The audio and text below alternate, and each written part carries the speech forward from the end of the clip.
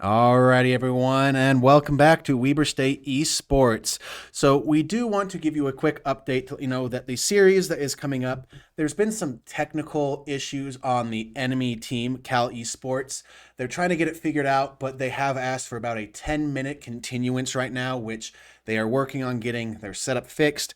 So we're going to go on a little bit of a 5-10 minute break. You might see the timer move around a little bit as we get more information, but that is where we are at right now.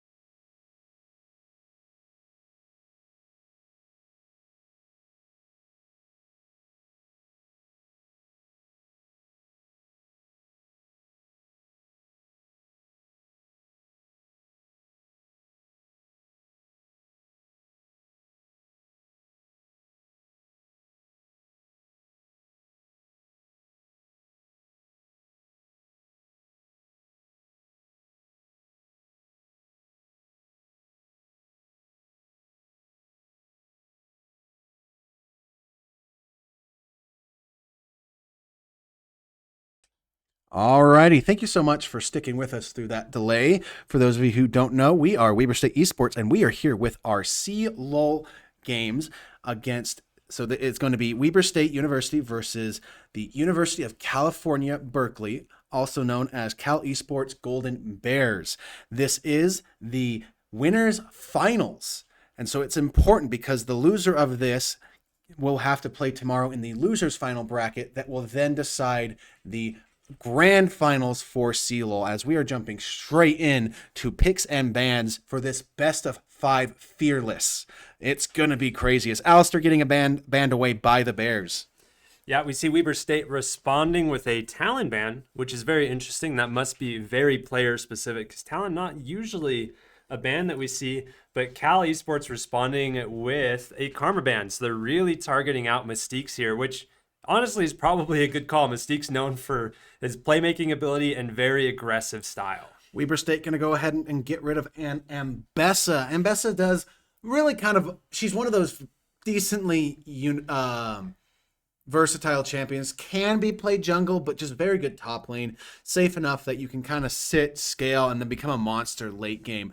Goku getting targeted by Cali Sports now with a Akali ban, and Orianna being followed right up as Weber State says, we don't want the ball to be angry, so we're not going to let it have any feelings at all in this round, as VAR is going to get picked up instantly. Cal Esports saying, hey, you didn't ban this. We know you do like to play it, so let's get rid of it. Game one. Weber State going to have to decide how they want to come back against that. It does leave open a lot of things. I was going to say Weber can pick their ADC really quickly here as Ezreal, Nami instantly locked in. Yeah, I like the Ezreal Nami. It's a very safe pick into a Varus, but the Varus, importantly, can also be flexed into the top lane. Berkeley has a very competent top laner who I'm sure is not afraid to potentially play a Varus. The Bard coming in, though, is a great takeaway from Berkeley, as that is another Mystique special, and because this is a Fearless draft, is locking it away for future games, with Vi coming in as their third pick. Yeah, it does for me state that Weber could be comfortable picking their own jungler here. I wouldn't be surprised to see something like a Wukong, a Xin Zhao that does very good into Vi and things, has the engage, and that's exactly what's happened. So I'm going to see these next bans from both teams are going to be very top lane and mid lane oriented. Yeah, Xin Zhao has a great ability to keep at least Vi's teammates away from whoever Vi's diving on. So I think it's a good pickup here from Weber. As we see an Ari ban coming in, Ari is the #1 champ for Cal Berkeley's mid laner this season. He has a very high win rate, very skilled. So a good target ban to make sure that he's not able to pick up that character and really take over the game with it. Speaking of which, Rise is going to get banned away from Goku. No surprise there. We have seen just absolutely disgusting things happen when Goku gets the Rune Mage in his hands. Some of the just most amazing realm warps into just absolute killer damage coming through.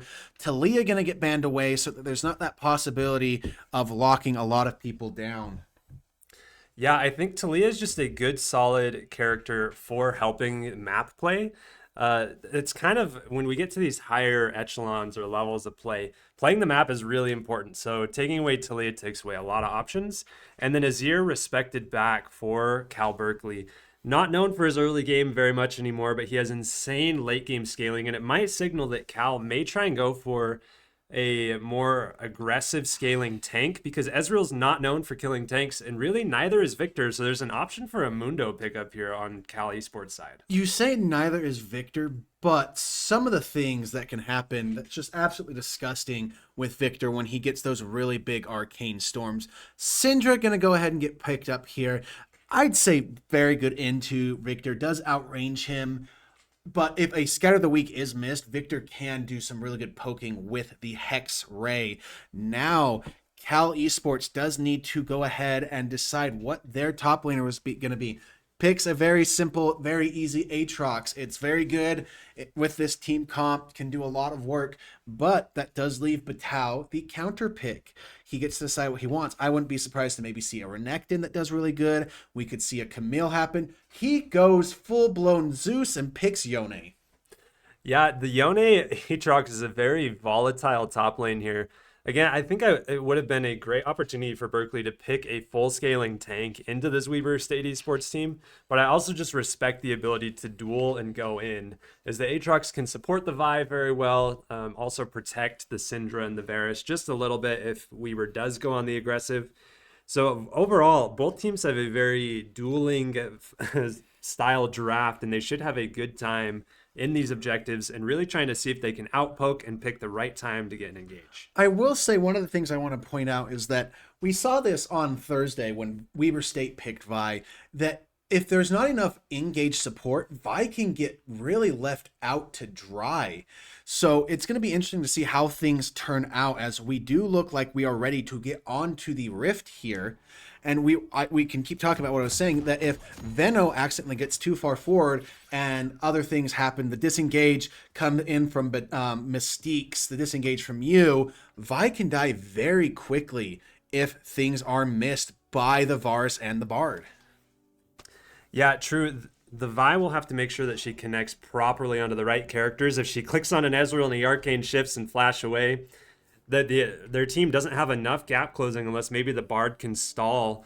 So it might be a little bit rough here as we see the blue team attempting to try and get in here for a sneaky ward, but they do see the Xin Zhao, so they may assume that he's starting topside.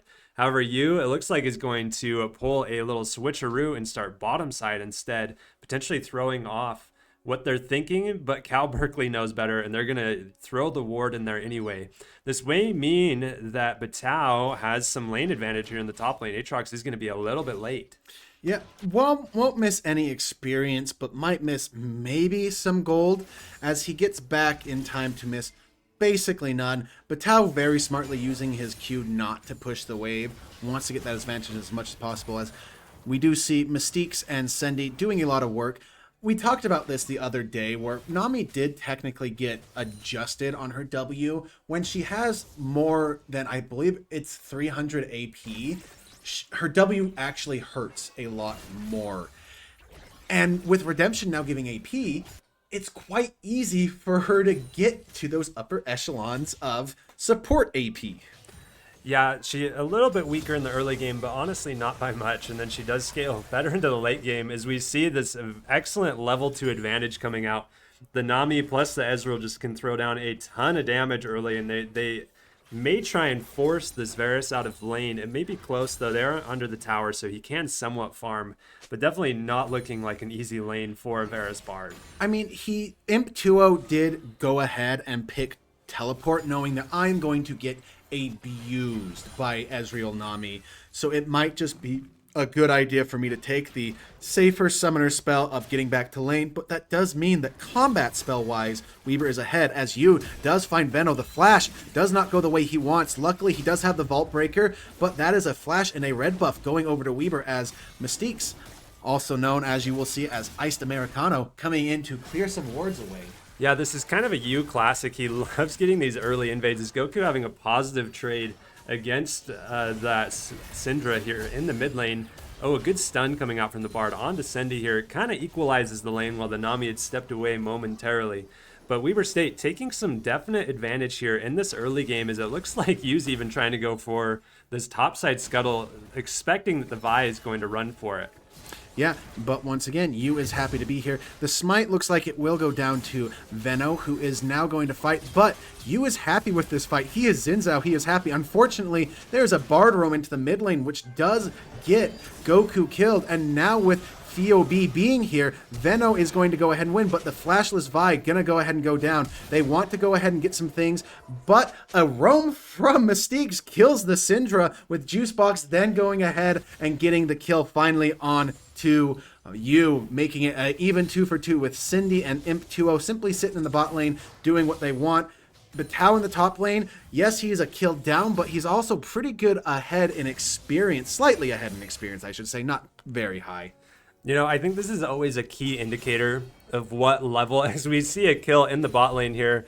Iced Americano, our favorite Mystiques, running in and catching out the Varus. Varus opting to not use his flash, understanding that he was probably dead against the crowd control. But I think one of the ways you know that it's a high-level game is by the support roam timers. These supports roaming at level 2 and 3 just to try and help their mid lane and get some kind of an advantage. is definitely something we don't see down in even the Emerald or the Diamond levels of play. It's kind of a challenger and these more coordinated team efforts. So it's fun to see both teams responding with the roams. So we see Nami actually roaming to the top side to maybe potentially help out Batao.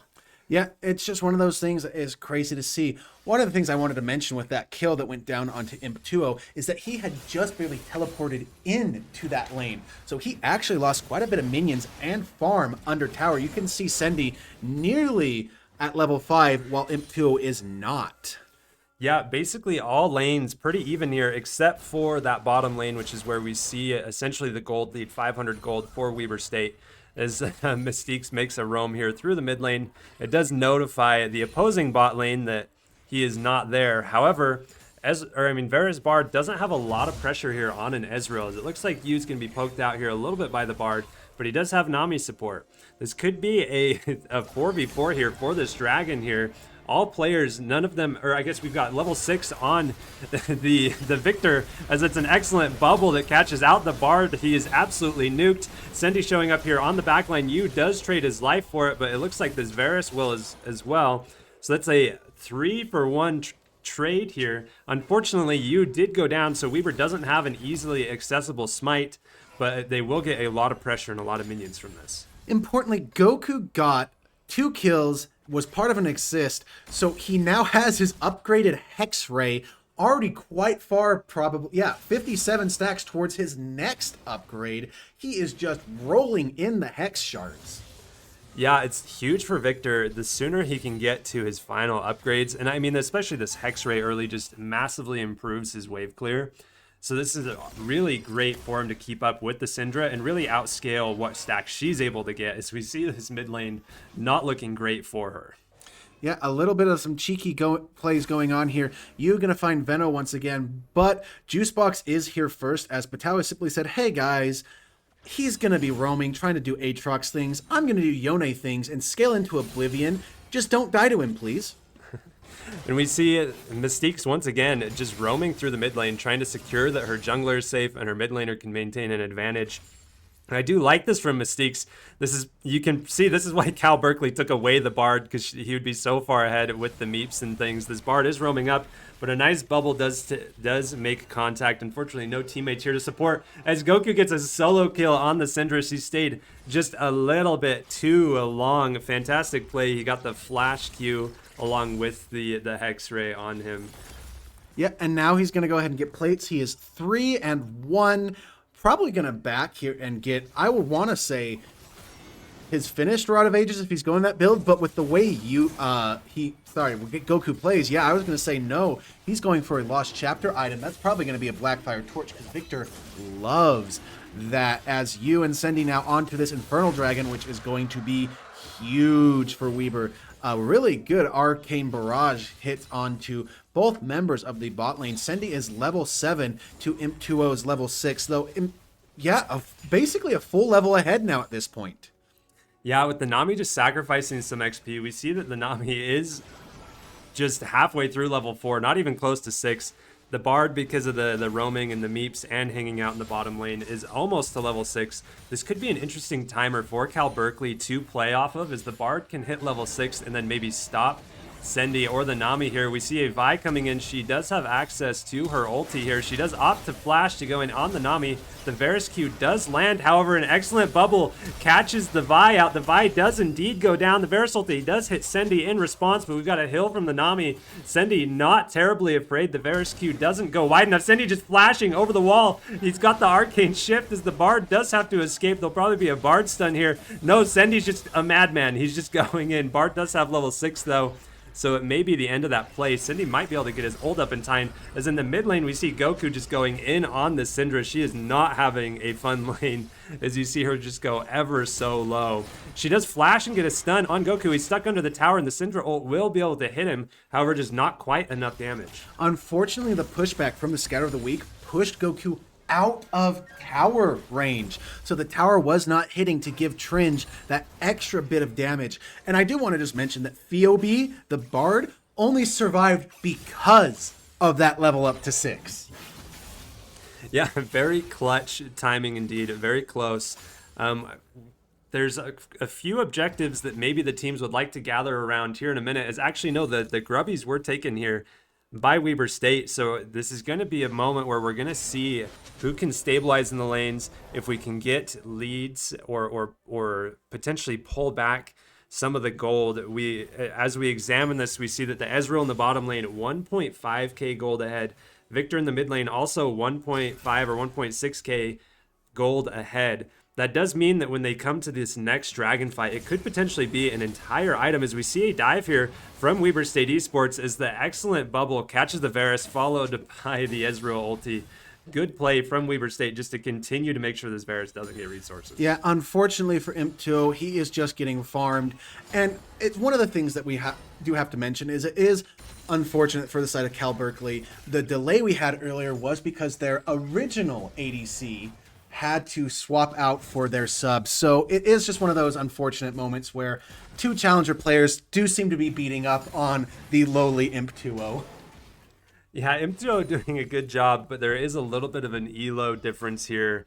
So it's kind of a rough lane, but we'll have to see if he can manage to recover some resources. The poke Varus can be a little bit tough if he doesn't have the right items into this late game, but he does also have a lot of squishy targets and options here on the Weber State Esports team, as we see you just once again showing up onto Imp2O. Imp2O barely missed the Chains of Corruption. It's hard to hit point blank range, but that'll be another kill for Weber State, as it looks like they're trying to dive here on Batal in the top lane. He's got a great ult channel to be able to dodge some of the crowd control, but against 4 members of Cal Berkeley, they will be able to take him out.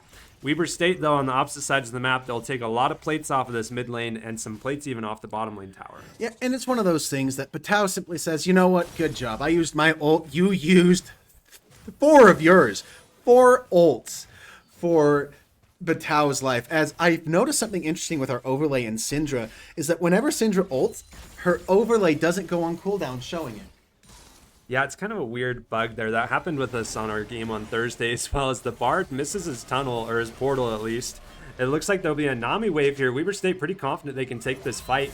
The Bard does step the right way, though. However, the Goku damage is absolutely insane. He has his upgraded boots, so he's basically doing true damage against that Bard with the penetration that he gets. He doesn't quite have his Blackfire Torch finished, but I imagine on his next back he will, as we see that there is a important objective coming up here in a mountain dragon. But meanwhile, Mystiques gets caught out here in the jungle, caught between 2 towers and a hard place. Yeah, just unfortunate. Does give a shutdown, funny enough, over to over to Bard. That's kind of fun, as Patel gets another tower plate. Gonna go ahead and complete his quest. So he is very strong. And Weber, basically every member except for you and Mystiques having completed their quests, and almost no quests completed for Cal Esports, as only Juicebox having it completed. Juicebox is the only member really doing quite well on the side of Cal Berkeley. Yeah, Juicebox hanging in there. Goku actually does get caught out here, not expecting a Vi in the bush. However, he does have a lot of support here from his jungler and support, as he drops the ulti, the Vi almost going down. That is a few resources used, but it allows Weber State to really open up for this dragon, as the Vi certainly has to recall. Yeah, Vi could try to go for a hero play, but instead wisely saying, hey, I'm just going to try to farm. But Mystiques is here to put down wards and say, hey, I saw them going this way. We're pretty good. Phoebe maybe trying to get another dive onto Batao, but Batao respecting it, saying, I'm just going to go ahead and back. If you want to stop me, you got to stop me now. Try it as you might. I might kill you anyway. Does get the stun off and stop Batao's back, but he's not too worried. Knows that they really can't do much more, as the wave just is not in a position, as Goku is now here to stop Phoebe from backing, as just that fear of the metal man coming in. Yeah, this is a Luden's Goku, actually. No Blackfire Torch, but that means he has a lot of burst. And he does also have his Medjai's Soul Stealer. Goku really competent in his ability to just stay ahead here. I mean, he had 9 stacks on his Dark Seal when he bought that, so it's not surprising. If you have over 5, it's a really good buy to upgrade that Dark Seal into it. And he's probably going to be able to get decently good stacks. He's going to be pretty hard to kill with all of Weaver's good support. And Batao, once again, under threat of Vino trying to do something, but we've seen it on Thursday and we're seeing it again today. Vi struggling into Xin compositions. Yeah, it's definitely a hard match for Vital actually looking here, but he did jump over the wall, so he can just simply retreat. This is, again, 3 or 4 members here from Berkeley trying to put pressure onto this Yone. I would love to see Weber State, well, they're taking pressure here in the mid lane, but they also have a Herald spawning here in 20 seconds. So they may be able to transition over to that to take the objective, as we see Goku getting jumped on here by Juicebox. However, Juicebox with just the tier 1 boots will not be fast enough thanks to the Victor's slows to be able to keep up with him. Yeah, and in fact, I'm pretty sure Goku is on his last upgrade. Once he gets it, his Arcane Storm will grow bigger and bigger. Unfortunately, Vino gonna get caught here, gonna get absolutely murked by the members of Weber State, gonna go down, and that's right as Rift Herald is spawning, so that's pretty much guaranteed to go over in Weber State's favor now at this point, as Crab's gonna go down, and then so will Shelly, and they can use Shelly to possibly crack an inhibitor turret in the mid lane. Yeah, Weber's had a lot of pressure. They've been able to pick up a lot of this tower gold. We can see that they're 7.3k up as a team, which is very, very good at 15 minutes. You can see it's basically a full item here onto Sendy, a full item on this Victor, which, especially because he went Medjai's, it's a little bit of a cheaper item, so he'll be even further ahead. But Tao now again with 3 people running him down, several ultimates used. Cal Berkeley understanding they don't really have anything else to play for, so they might as well use the ultimates now. They will be back up on cooldown when the next dragon does spawn. It is very good to get that gold, but at the same time, you're getting, I would say, the shutdown timers reset on your own champions, which means when you die again, you're now giving gold to Weber State once again. Goku, though, does have to be careful here. Will use the far side to catch out Juicebox. Does have the slow now, so a lot of it is just this annoying thing. Gonna do a lot of damage. Juicebox not able to quite do enough. Does pop the ult, but Yu is here. Does catch him. Forces the flash. The Tempered Fate coming in from Fiobi does not hit all the members they want it to, as Weber State just doing really good. Veno just not able to deal with Sendy. Sendy gonna take out the turret, and now Mystiques is also here, but Sendy gonna also get caught by a Syndra, but a really good Nami wave dissuading so much, meaning not anything's going through, but Tao gonna go ahead and go through the portal. Mystique's gonna have to flash out, as that is just so much damage coming in, but Weber State ultimately winning that exchange. Yeah, you can see how confident Sendy is there. The Syndra uses all of her spells, and even though he goes really low, he's just like, well, I'll E on top of her face. She's just going to have to auto-attack me. She does escape, luckily, due to the Bard being there. But great play from them. And that, honestly, if they would have been able to catch Sendy, that would have been a huge shutdown. Unfortunately, Cal Berkeley just not being able to rally quick enough, and they lose their tier 2 mid lane tower. Yeah, Sendy's barrier doing a lot to mitigate the damage that Unleashed Power does from Syndra. She does have her Blackfire Torch now finished, so there is a chance that she can start pumping out some damage numbers, doing some really good things. That Aether Wisp, I want to say, I'm trying to think what that can build into. Yeah, I always just think Lichbane, but that's obviously not a Syndra item.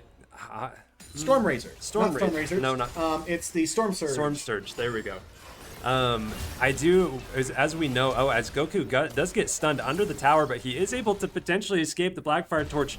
Not quite ticking enough. Fortunately, Yu there was able to dissuade the Syndra. But Tao does have his completed Blade of the Rune King, which is a huge power point for him, and it should be able to allow him to sustain into this Aatrox lane so much better. We see a Bartle trying to catch out Anami, as there are actually 3 members of Cal Berkeley here, as we got the Vial going in onto the Nami. Nami was able to get her spells off. Unfortunately, there is a Goku here, but Tao whiffs his ult and kind of gets sent pretty far back, so now he's going to have to rely on the slows from Goku to be able to catch him up. Juicebox will have his dash here in just a second to be able to get over this wall, but it looks like Batao is still willing to keep on the chase as they're trying to stick to him, but just too many Aatrox dashes. Unfortunately, on the opposite side of the map, this means that Weber State is able to secure their 3rd dragon.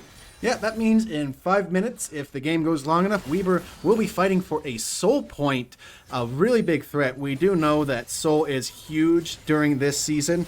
Most teams that get soul usually end up winning. I believe it's like 90% of teams that collect soul will win their game. Yeah, depending on the soul, which the worst, air quote, worst soul is like a 75% win rate, and the highest, which I believe is Cloud Soul, is 90%. So it's definitely very tough to win against a soul that is taken, and a Hextech Soul on a Victor and an Ezreal doesn't seem very fun. Yeah, especially because you can proc the stacking slows from abilities. It is just the most frustrating thing. You thought that Victor slowed already. He's going to slow even more, as unfortunately the fish is most likely going to die. Mystique's overstepping a little bit too much. I could say the same for Phoebe. Not going to die quite yet, as Goku unfortunately will be falling next. Does lose quite a bit of his Magi stacks because of that. But in good news, Sendy is now 3 items Ezreal and pretty much unkillable because of the Endless Hunger.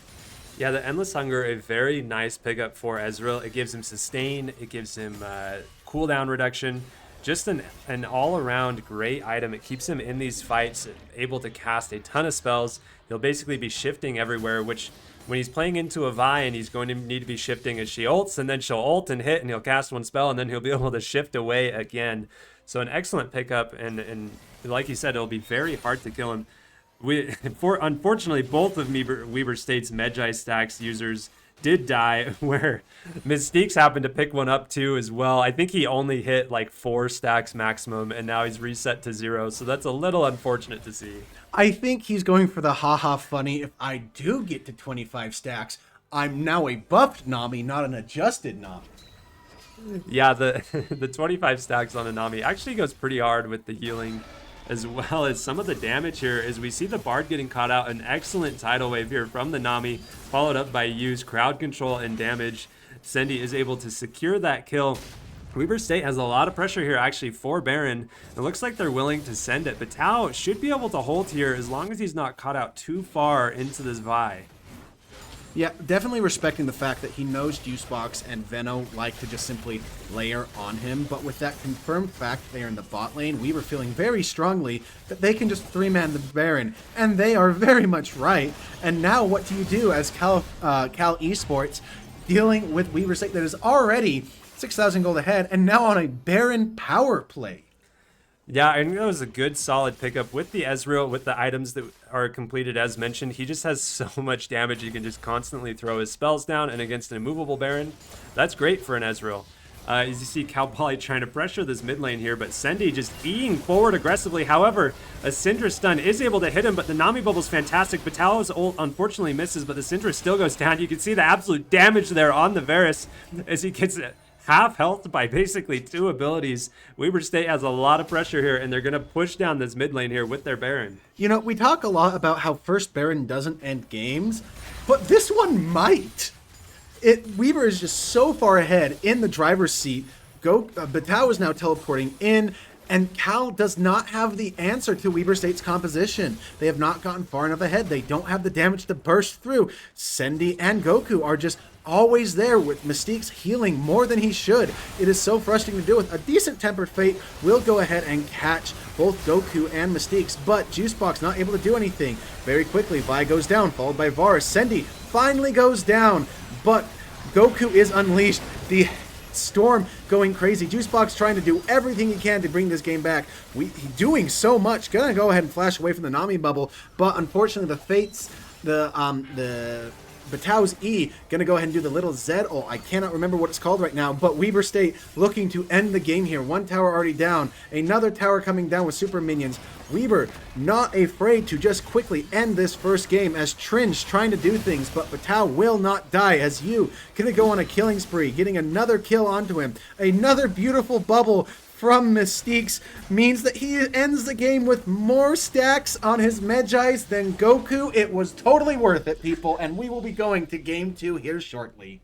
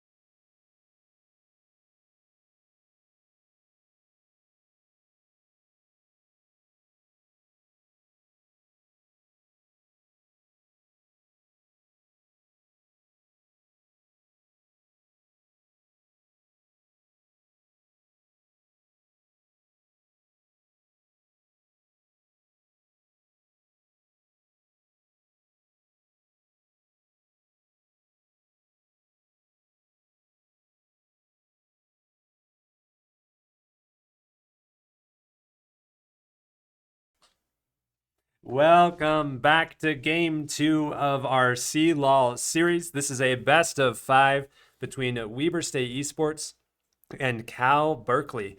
Game number one went over to the side of Weber State Esports, so we will now be entering game two.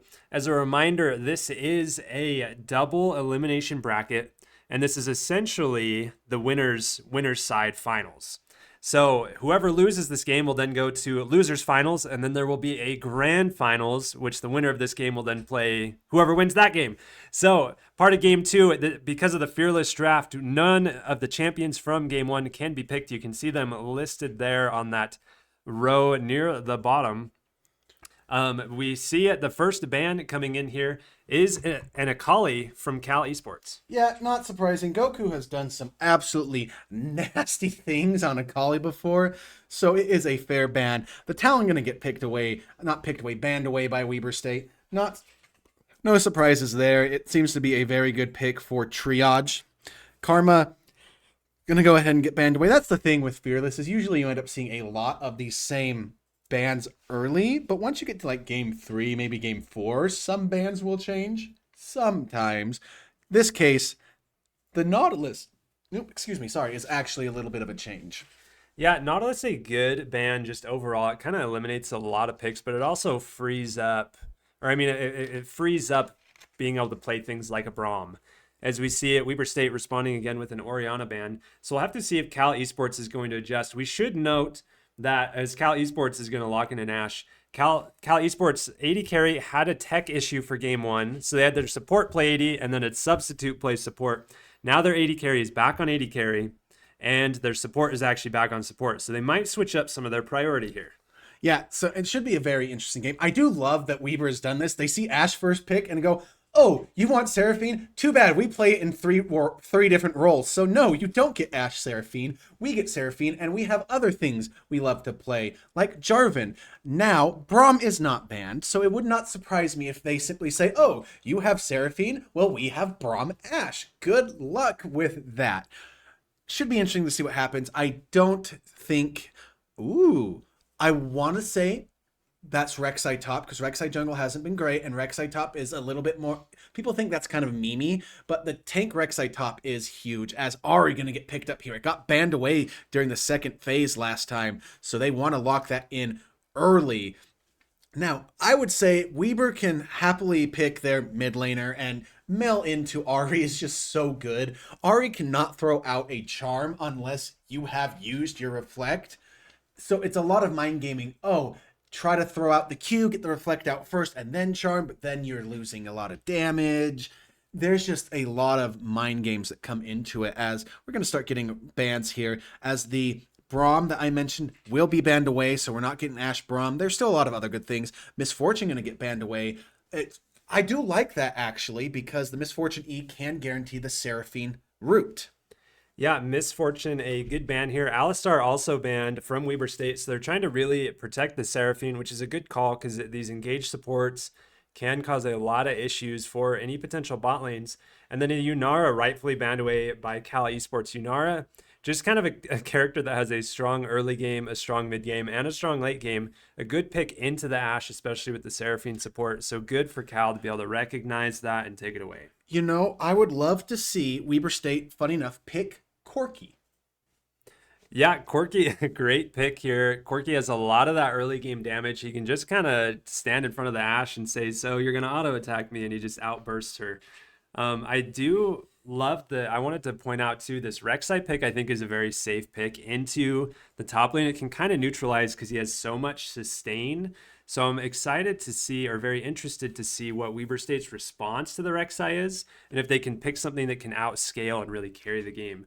Now, a Lulu pickup is a great option to be able that this Enchanter support into the Ashe can help speed her away from the Corki, can help also provide a lot of damage onto the Ashe auto attacks with the picks.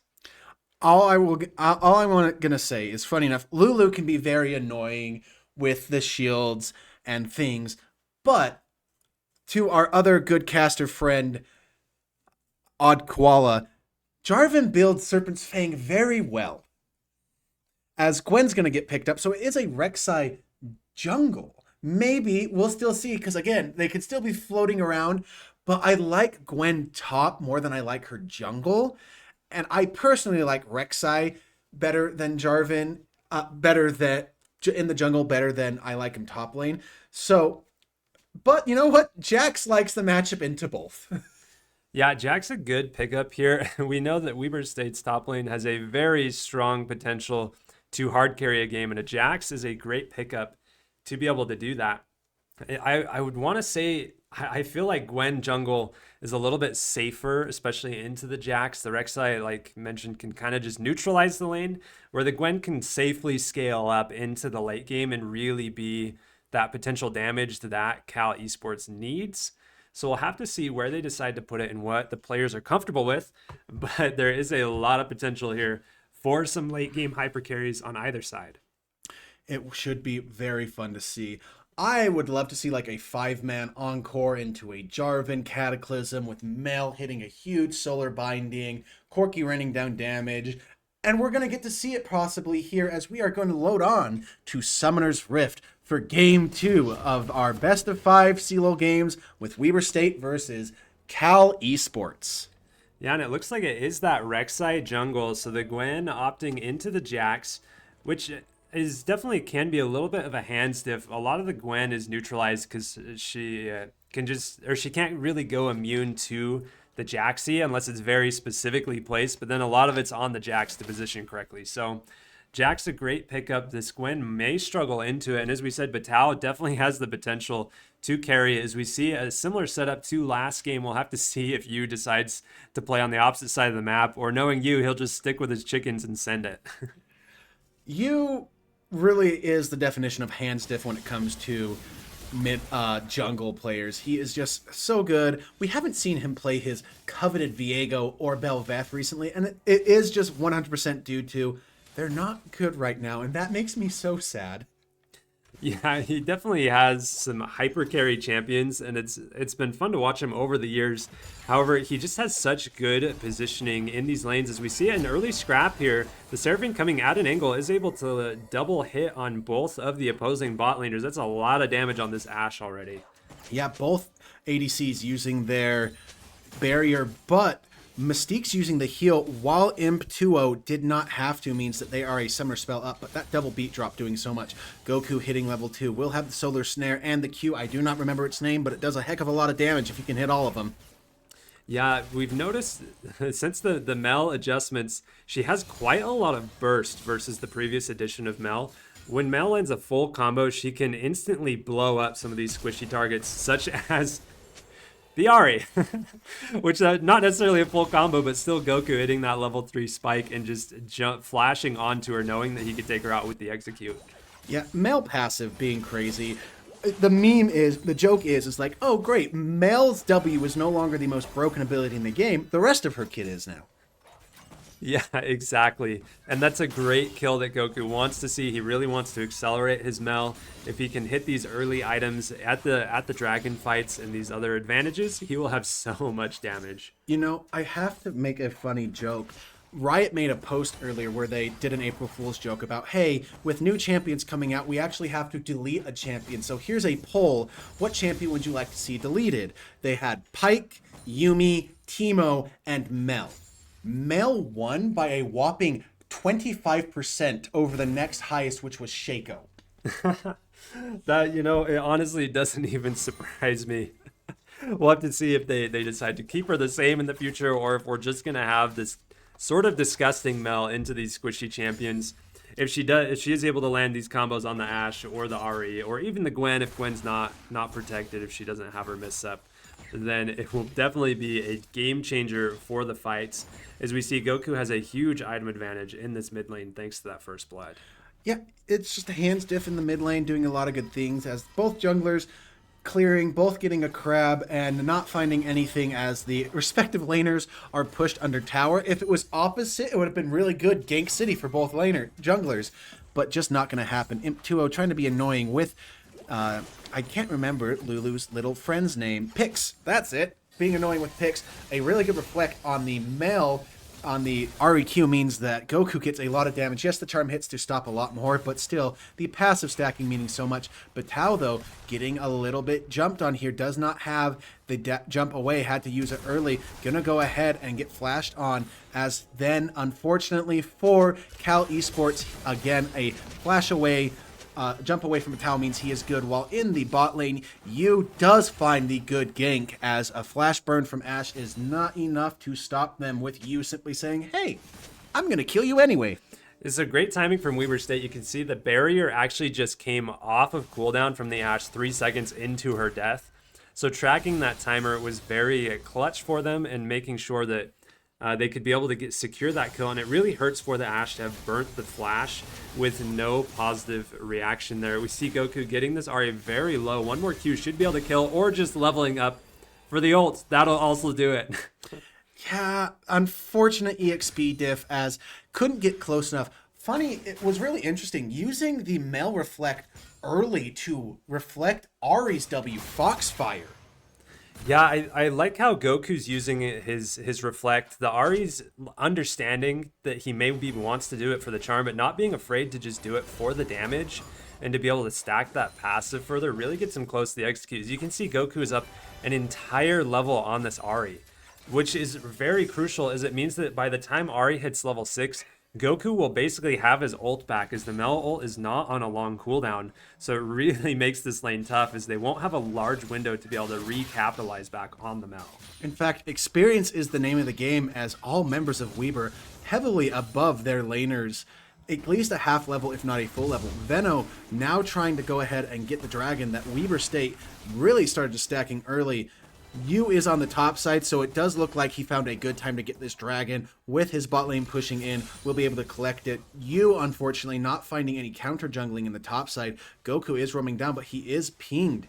We'll go ahead and see this happening with the different vision. Will not find things, as he tries to get a cheeky little play onto Tringe, but going back and forth in the bot lane, Weber State doing very well to get a lot of damage down. Goku now 2 levels up, as Trinch has been forced off. Will eventually get level 6 once he gets back under tower and collects these minions. But Goku putting on a show.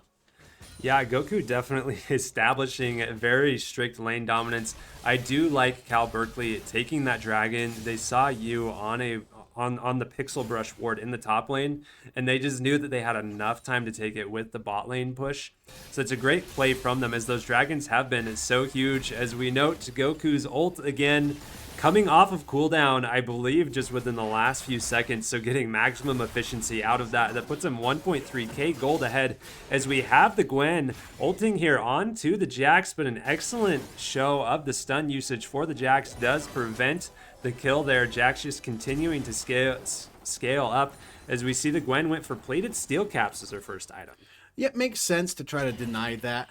And Batal didn't have to even use the Grandmaster's Might, didn't have to use his ultimate. The needlework, yes, it's on a low enough cooldown that it will be back up for a decent fight here in the future.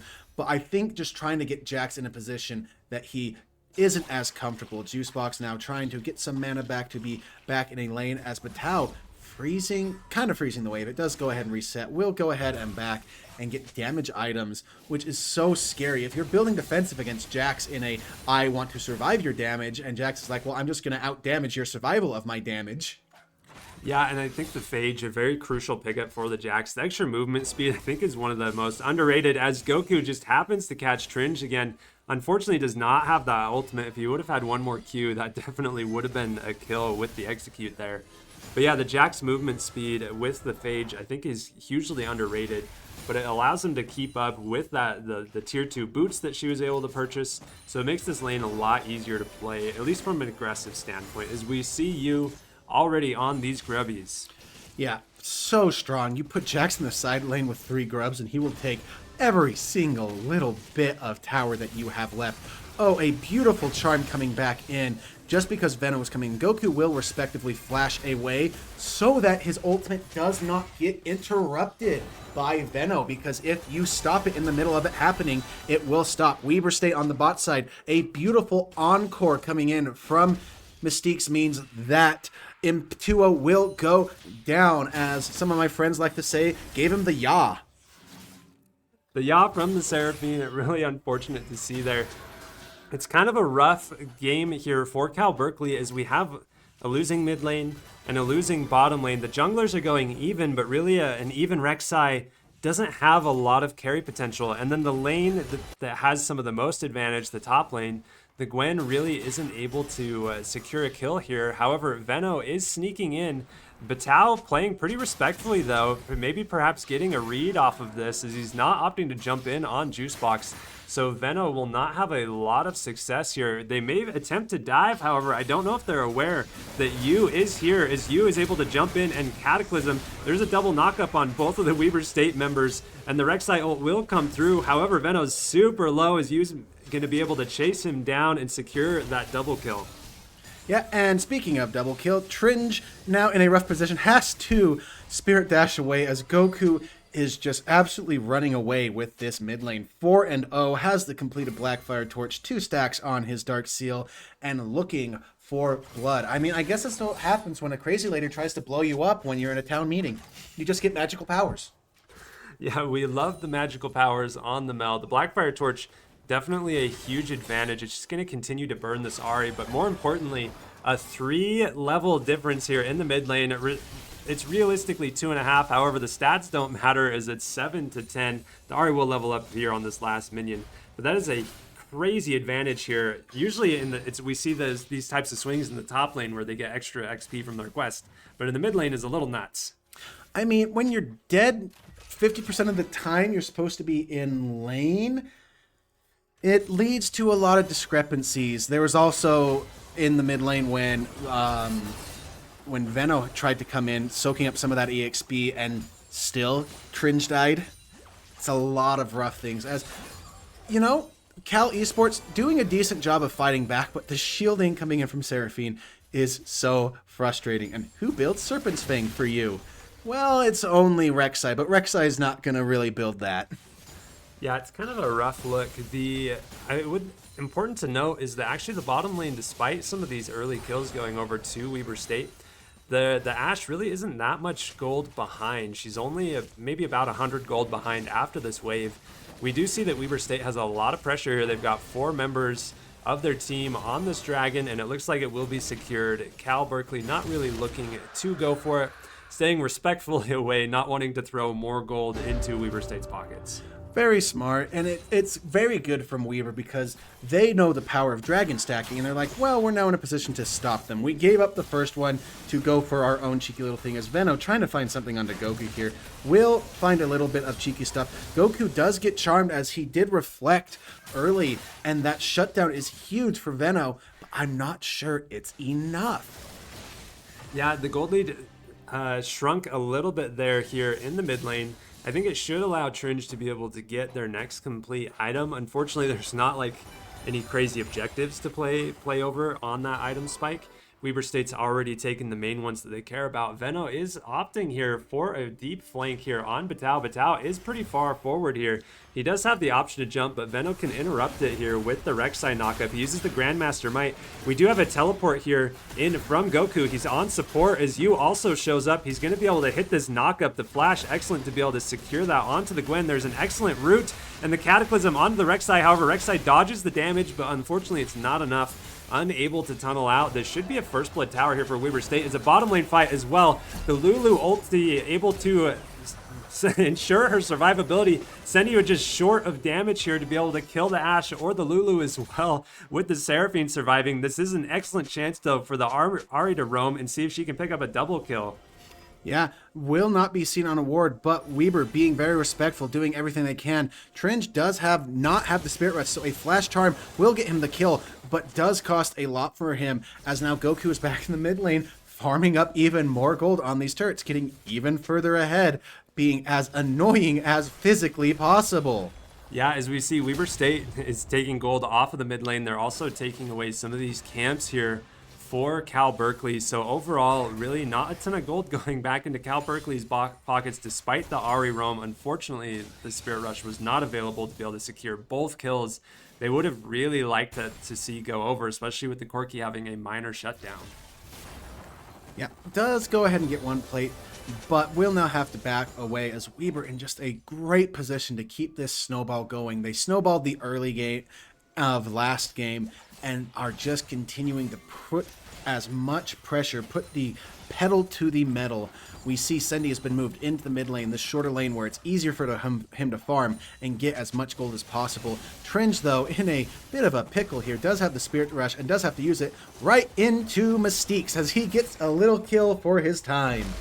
Yeah, we see the Corki able to pick up that mid lane tower, and importantly, just a minute ago, the Jax and the Gwen were even on gold, but after all of the top lane shenanigans, you can see the Jax is 2k up. He's got his Trinity Force complete. He's going to have a lot of damage.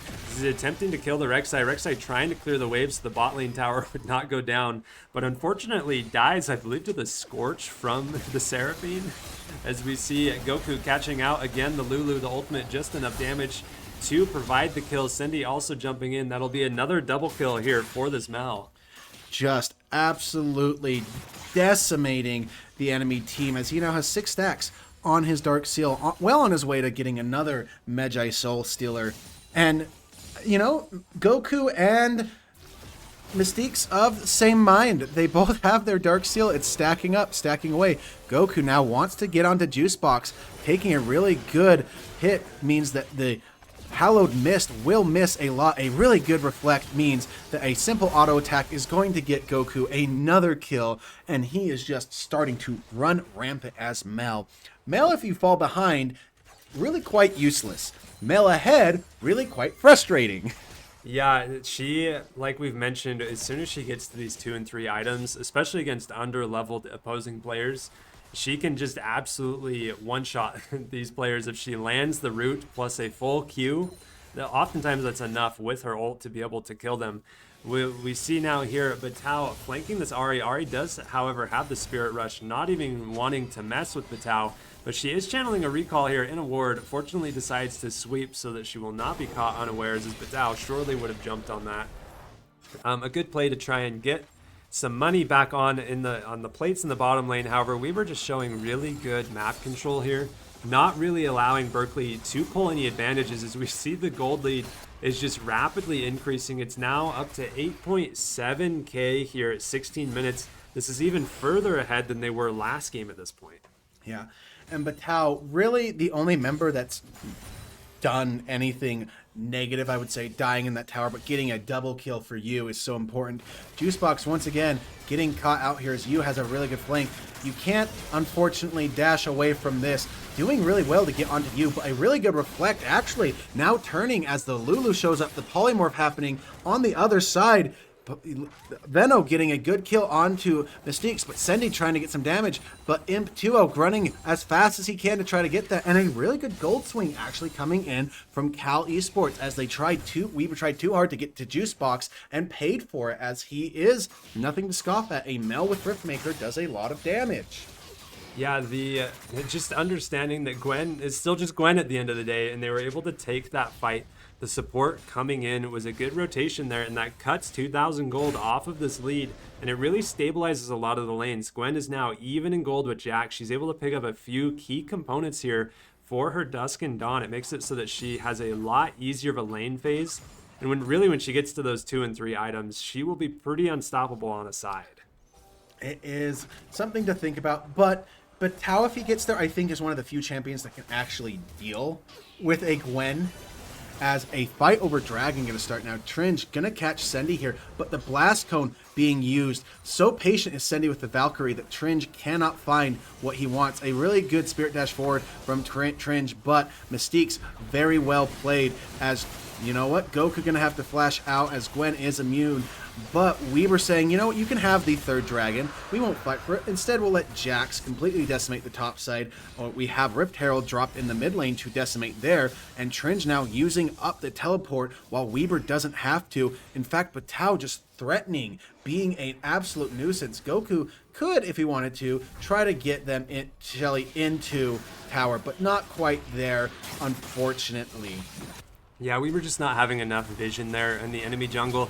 Sendy does get jumped on here. The Enchanted Crystal Arrow does land. The Rek'Sai will decide to ult. However, there is a Gwen to support. Sendy's just still surviving. The barrier and the flash are used, though. Yu is here on the flank, distracting the Ashe. The Gwen decides to try and flash in. She is able to secure that kill on the Sendy. However, the Ahri is also dead. Goku will die to this Ashe combo as well. The Ashe really doing a lot of work here as she's able to pick up several key kills. That's a lot of gold onto the Ashe. Batao now attempting to push this mid lane. However, he doesn't have quite enough minions as the tower does switch aggro. Not able to take the tower. That's again another swing back towards Cal Berkeley's favor. Well, you say it's another swing, but actually the gold difference has not changed at all because of the tower plating that Patel got. He is super accelerated, doing great here. Juicebox surviving on a hinge of hair because Goku could not target him with some of his abilities. His Q's and E's missing because Gwen is immune. Yeah, the Gwen doing really well in these fights. We can see she hits an important Dusk and Dawn. Plus Riftmaker gives her a lot of sustain and a lot of ability to really reset her Q and get the maximum amount of true damage out of it. We'll have to see how this fighting turns out here in the bot lane for Batao. If the Gwen and the Jax decide to 1v1, it's a really close fight, with especially with Batao having 2 items completed as well, plus the Seeker's Arm Guard. It'll be a tight and close fight. Baron will be spawning here in a few seconds. Weber State kind of gathering mostly on the top side. They may be looking to see if they can do another early Baron take. I don't think their Baron damage is maybe quite as strong as it was on a 3-item Ezreal. However, they do take it fairly quickly. Yeah, Sendy's still very accelerated on this Corki. He has a lot of damage, and you know what? They say, let's go. We have Mel. Mel does so much damage and will execute the Baron when she gets enough stacks. It is pretty huge, and with that damage, it is just so much. Mystique's going to go ahead and try and run interference, and so will Goku. They say Sendy is enough. With you getting hit, though, that's a lot of things coming down. Have to actually dissuade them off. That Enchanted Crystal Arrow doing a ton. But now Juicebox could be in some trouble as he had to use the needlework, and Batao not using the Grandmaster's Might means that the fight would be squarely in Batao's favor if it went that way. Veno almost getting caught by the Solar Snare from Goku there, but able to tunnel away as it is just a simple reset. Some ults used, actually the only ults used being the Enchanted Crystal Arrow and the needlework. Yeah, Gwen using the needlework to push the lane in so that she could back up enough for a TP and not have to worry about Jax getting too much pressure if he decides not to TP. I really like how Cal Pally dissuaded from that Baron. It was really all on the Ashe, being able to use her E to be able to scout the Baron, and then as well as throwing the arrow at a really good spot to be able to stun you. He was honestly a couple seconds from dead if they were just a little bit closer. But I like Weber State's attempt, and they're trying to play with these members as they get a good encore onto several members. Sendy is able to jump onto the back lane. The Ashe does go down, the Lulu as well. However, this gives access for the Rek'Sai and the Ahri to be able to hit onto Sendy. Sendy does go down here. Now Juicebox caught out a little bit, but it looks like he will be able to dash away. Batao did teleport. Juicebox did also teleport. But this is a 2-for-3 trade in the favor of Weber State. Yeah, and importantly, Weber State still has easily the damage to 3-man this Baron. It is the important people here.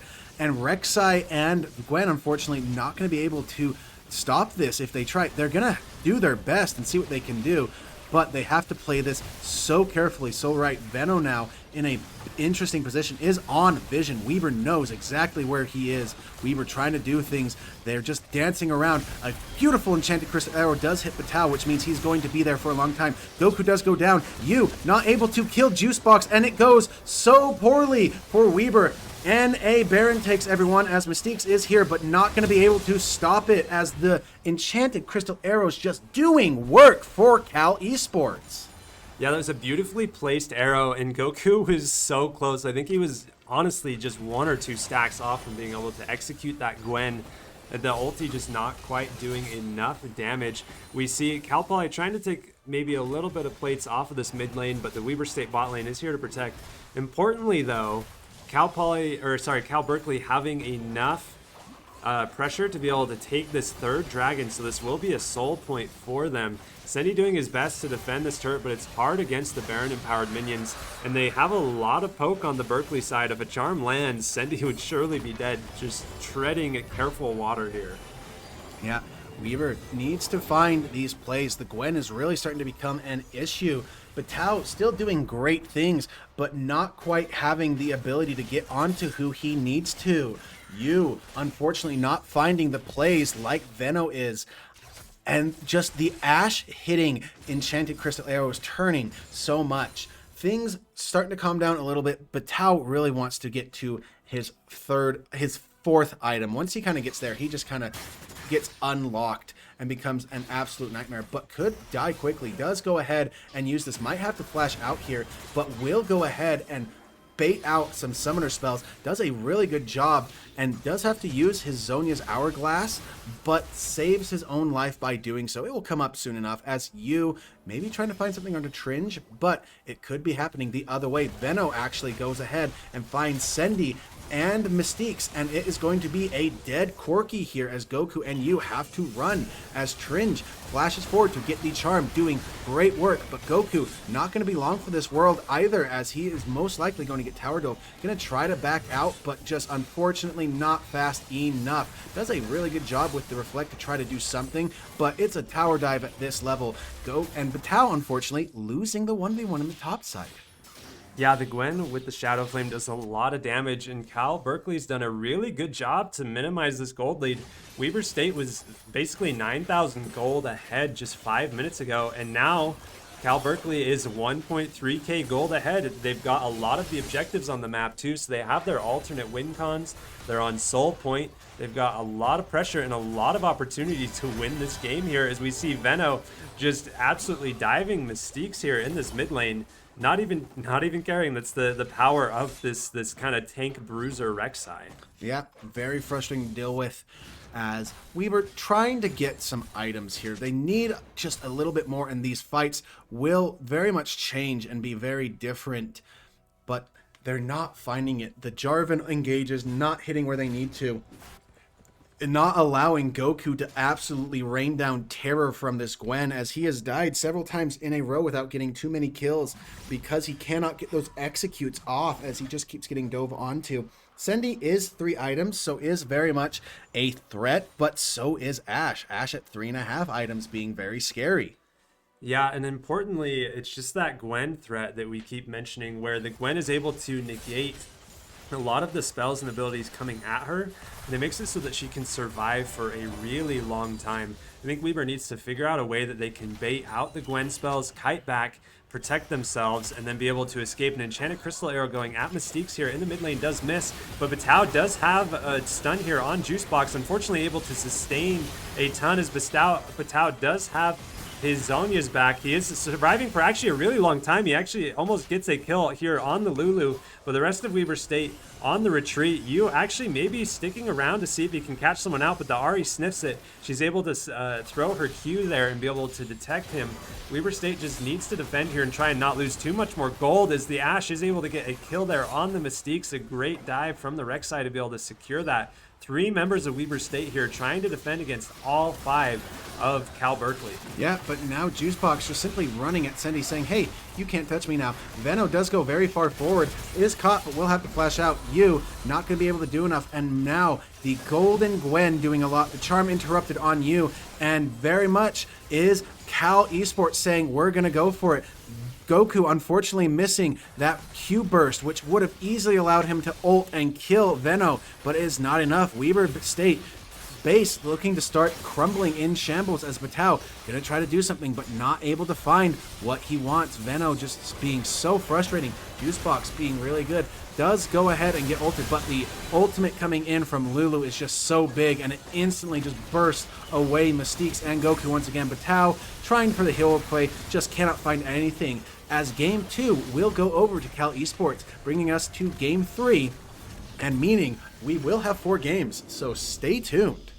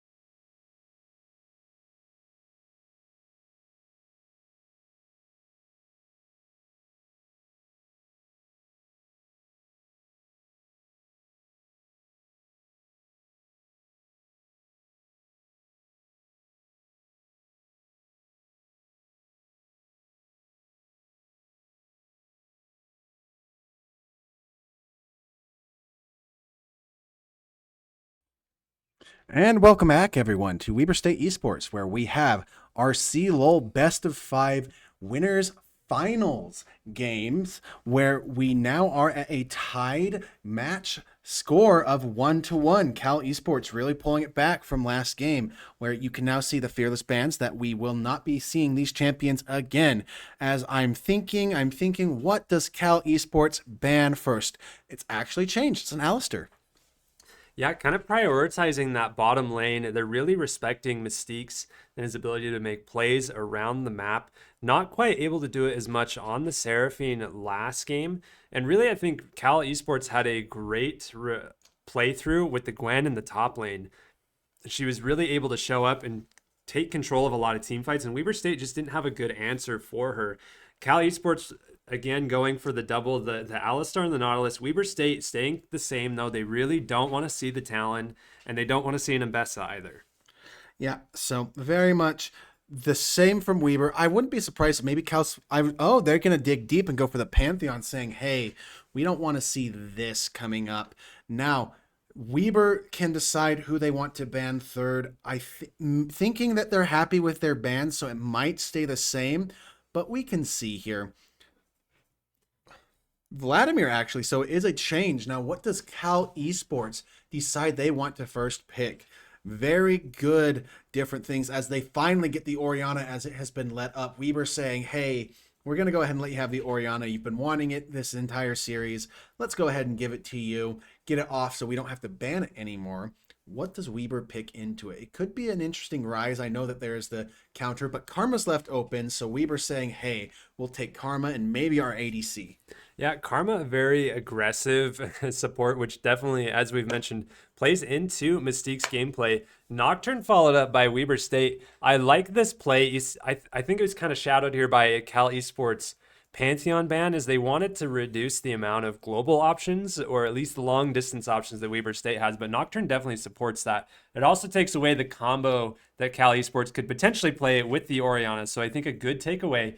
Nico responded by Cal Esports is a very strong bottom lane pick, though. Wukong getting picked up. He's dropped in prio recently, but still very strong jungler. Does a lot with the Cyclone, especially if you get the Pot Blossom into a Shockwave, into a Cyclone. It's a really big Wombo combo team composition. Weber really has to decide how they want to play this and what they want to do, but Akali's left open. Orion, we've seen this matchup before. Goku does really well into Oriana specifically as Akali, so I'm happy to see this. Now, Kaisa going to get banned away. What does Cal Esports? They go ahead and say, you know what? Let's pinch Sendi's ADC pool. But here's the thing. I'm thinking they're going to ban Lucian because if they don't, Braum Lucian is open. Of course, it can't get double picked right away, but I would love to see Sendi on Lucian. Lucian would be a good pick. Maybe I don't know, with the Karma though, it might be a little bit rough. I do like that Weber State's going for this pick lane, or pick I guess composition. It is definitely with the wombo combos that we see on Cal Esports. Weaver needs to be very dodgy with how they play this game. Grouping up for 5 on an objective is not how they can play, and definitely not how they're going to win.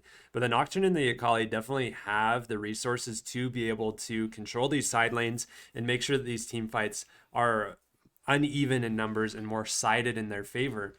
We see the Yunara is the last ban.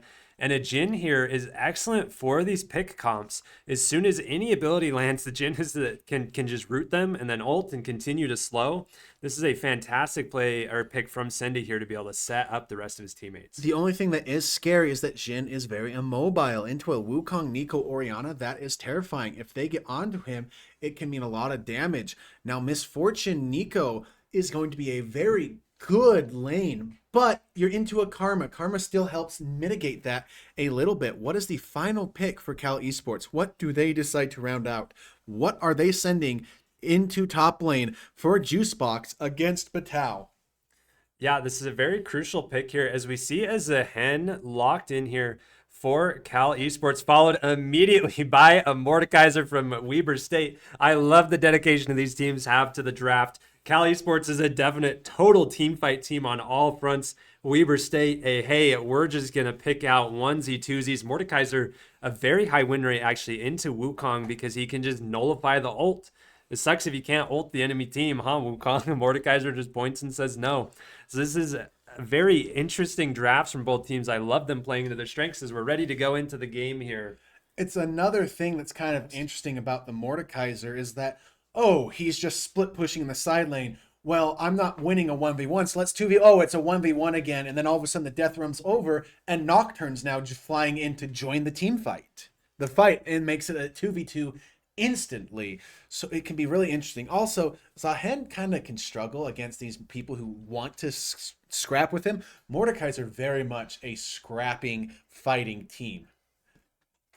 Sorry, we have a little bit of delay getting in here to the game, but yeah, this I'm I'm really excited to see this play out. I think either way, if Cal Esports gets off the Wombo combo, I love a good Wombo combo. It'll look pretty. However, Weber State can play this scrappy kind of map control like we've seen them do in the past.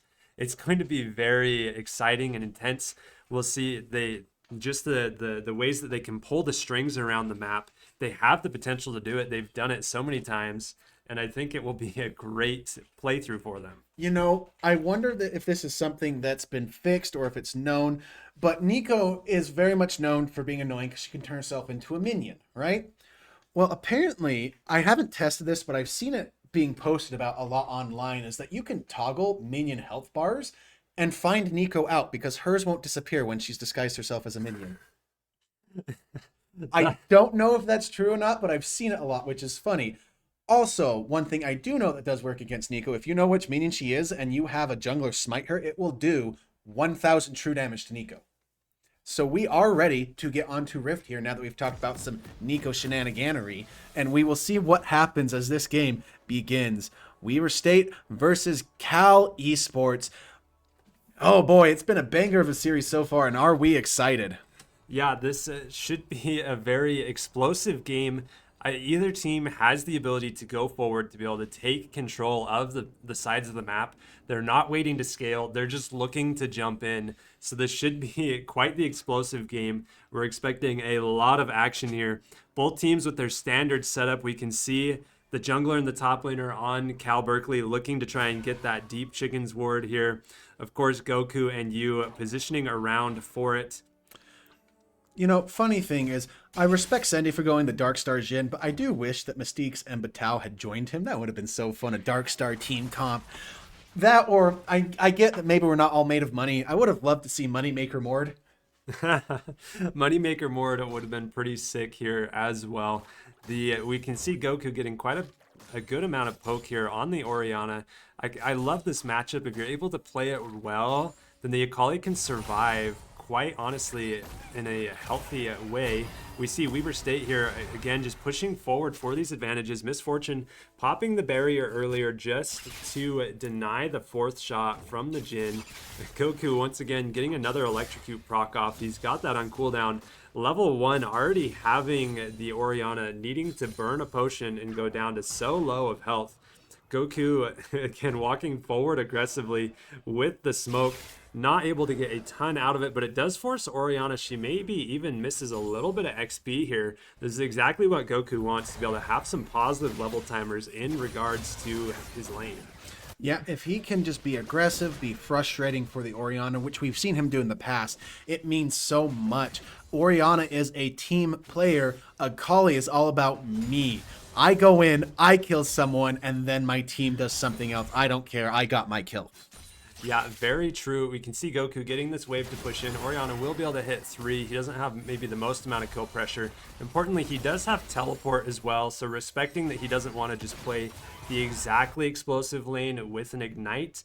The ignite would have made the kill a little bit easier here, but I respect it in trying to play for the team here a little bit, not giving too much global pressure to Cal Berkeley with that take. Yeah, Batal and Jukebox here now kind of scrapping. Batal respecting the W that can come in from Zahen that can be very annoying. But now Sendy and Mystiques need to be careful. Veno is in a beautiful position to get a first blood as a flash root from Nico does respond with a flash heal from the bot side of Weber State, and it does actually go very well for both. Some things burned here and there, But in the end, Weber State surviving and keeping a good position, meaning you actually goes ahead and gets this crab and can then go ahead and look to double crab Venno.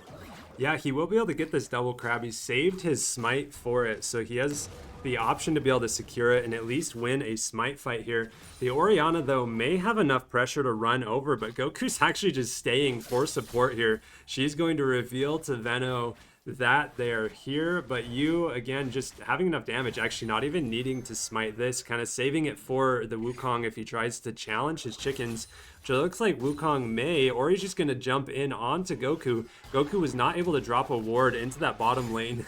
As we see Mystique's being annoying with the Mantra'd Q going over the wall into the Orianna. Unfortunately, that, well, Goku missing a few abilities, but also hitting some more. There is a Nico here, though, as well. Both supports, again, playing on this level 3 timer around the mid lane, trying to throw support to make sure neither player falls behind. Importantly, though, Tringe does not have mana to really continue things. Sendy is up a little bit of farm and experience onto this misfortune, meaning that he does have the advantage in the push here. But Tao now back here does have the advantage in levels for the time being. Gonna go ahead and fight Juicebox a little bit, be frustrating. Gonna go ahead and walk at him with the Darkness Rising. Gets the Mordekaiser pull. I can't remember its name right now, but it's very fun, very strong. And Batao winning out on that. Juicebox does have a lot of innate healing with the Q from Zahin's passive, but a beautiful double root onto Imp 2-0 means that a lot of damage is going to go down onto him, and they don't have healing and shielding like Weber does. We see fully completed Sork shoes here from Goku in the mid lane. That gives him a lot of damage into Orianna, especially where she just went for mana and then an amp tone. So Goku may be able to continue to just keep some dominance here in the lane, as it looks like the level 6 timer's coming in for both Batao and Juicebox. In a fight, though, Juicebox does have his full passive, so he will be able to resurrect here. Batao, maybe not quite sure what to do. He does get the shield. He needs one more Q. An excellent first blood here from Batao. The stutter stepping almost looked like indecisiveness, but no, he is just playing it. The double cloth armor Mordekaiser doesn't care. You know, the funny thing about that stutter step is I 100% guarantee you he is clicking madly and screaming, "Riot, fix your minion bug code." Yes, indeed. Excellent play from Batao. You can see he's also up almost double the amount of CS into the Zahen. A 1k gold lead here at 5 minutes is fantastic. Venno trying to look for the Mordekaiser. If he can get the ward and then the E-jump, he may be able to, but Batao just escaping by the skin of his teeth.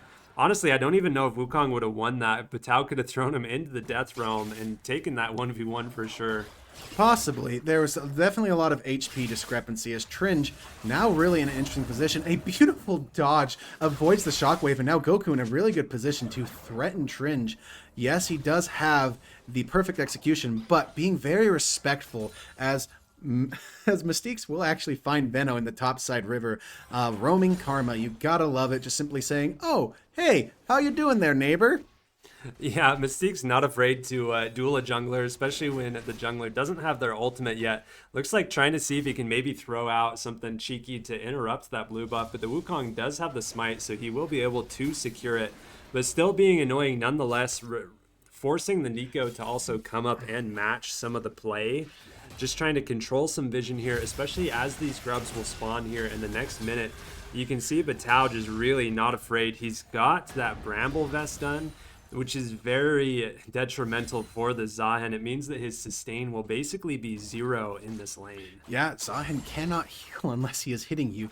Granted, he can ultimate without hitting you and get the heal off, but that's a different story. His main one is his Q that does a lot. But Batao being comfortable enough to simply say, "Oh, I'll get a Haunting Guise and a Bramble Vest" means I am in the driver's seat. I am in control here. I am the Lord of Death, not you. Yeah, I think just a very solid pickup. And even like when he death roams the Wukong later on, it will stop a lot of the Wukong passive regeneration or some of Wukong's items that he does like to purchase. It should be noted that Weber State was also able to secure the first dragon of the game. I do believe that happened while we were watching some of the plays on the top side. I think this is a very positive from both, or at least game 1 and 2, the team that has won has been the team that's prioritized the dragon stacking. So very excellent for them to realize that and to take the pressure and be able to secure it. we do see the grub spawning now. So we'll have to see if the teams decide to play for it. It looks like the Wukong is on the bottom side though, so you should be able to secure these. Yeah, Nocturne does them so fast, as Goku just absolutely doing way too much damage. It's not fair. I mean, I love it as a Weber State fan, but gosh dang it, sometimes Akali is infuriating to deal with. Speaking of infuriating, what does Juicebox do in here? Just a Mordekaiser Q to the face does so much damage, and then he pops his shield, heals up, and you're like, oh yeah, I can do, oh right, you bought anti-healing for me, you meanie. Yeah, the Mord definitely not a fun lane when you get behind. It's one of those, as we see Goku actually using the perfect execution, the Orianna ult will come through, forcing Orianna's flash, though respecting that Goku definitely had the enough burst there to be able to finish the kill. And Goku's actually going to just kind of keep a freeze here in the mid lane. The Orianna does not have TP, so he will be able to keep a lot of XP and gold potential from her through that play. Actually deciding to push, so recognizing she won't get back in time. Yeah, but she does cancel her back because Goku is on a ward, does see that he is going to go ahead and push this in, does get some good things, but Goku has a good back timing. Yes, the chickens are going to be taken away by Venno, but I mean, as bot lane, we have the dive coming in as Mystiques survives with so little help. Even with the nerfed Karma shielding, does too much for it to be enough. Misfortune does go down, uses the bullet time, but is not enough against just the pure rage that is Weber State's dive. Yeah, and unfortunately, that bullet time I think is a little bit of a rough cooldown because the next dragon will be spawning here in a minute. And the bullet time should not be up in time for it if Weber State decides to start it immediately. So that should put some power into their hands, especially if, as we mentioned in the draft, Cal Berkeley's at their strongest if they can group as several members and really get some sort of a wombo combo, but having a key piece of their damage down is not great for the next objective. Yeah, not to mention that Wukong is severely behind you. Yu has completed his experimental hex plate. That makes Nocturne so terrifying. He simply says, oh, peek, oh, where'd you go? Oh, I killed you. Sorry, my bad.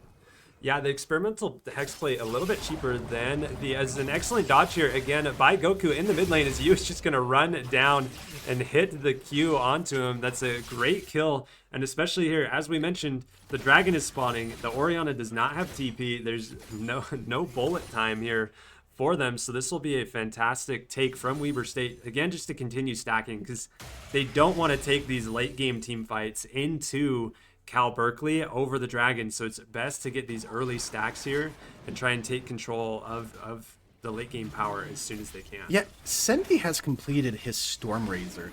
That is terrifying on Jhin. It does so much damage. A lot of people will say, oh, you should build the Ghost Blade. It's really good. No, just build Storm Razor, get crit, and get the boom boom death. It's so powerful, and people really underestimate. I get why, though. It's an item that got deleted for a while and was brought back only within this last year, so I think most people forget that it exists. It also doesn't do what it originally did. Once upon a time, it just guaranteed your next auto was a guaranteed crit if you hadn't auto-attacked in a certain amount of time. But now it just gives you a little bit of a, what is it called? Energized passive where it does some extra damage. Very good, very strong item. As Sendy's completed his quest, but has no boots. I've never seen that icon before. That's pretty fun if you look at it. Yeah, just opting straight for the Storm Razor. It's a little bit of an unusual Jhin build, actually, just to skip the boots. I think the biggest, as we see a perfect execution coming in here from Goku, they absolutely annihilate the Orianna here, as Yu is getting pretty low, though. The Orianna and Venno were able to do quite a bit of damage there, and actually Mystique's trading his life here as well in the bottom lane. Sendy will be able to get a play off of it, but it does make sure that the Misfortune does stay in this game just a little bit more. What I was saying about Storm Razor is the kind of crappy thing about it is the build path. It's you buy a BF sword, or you get like the Scout Slingshot or a crit cloak.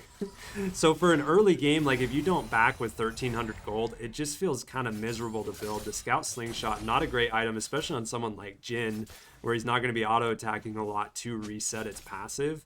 But being able to just buy it or get the BS sword early makes that item very viable and makes it very strong.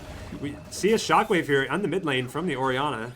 Yeah, goes ahead and comes in, but Mystique's here to dissuade a lot, is just really wanting to try to get anything off of Goku, but he is just so strong right now. I will mention in the bot lane, The reason that Mystique's went down is because both the Pop Blossom and the Bullet Time were used, along with Imp 2O's heal, and Weber didn't use anything. They just simply let Mystique's die and still almost killed Imp 2O.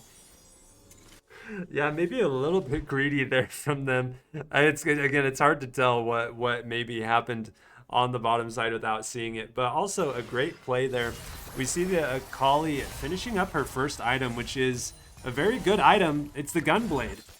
So now Akali also has the pen from the spell slinger shoes, or is that spell slinger shoes, something like that, and then the Gunblade will make sure that she can sustain into whoever she's faced, whether it's going to be a Zahen on the side lane or an Orianna. As we see the Death Realm coming in from Batal here in the top lane, fighting Juicebox. There's also support from Yu if he's not able to secure him in the Death Realm.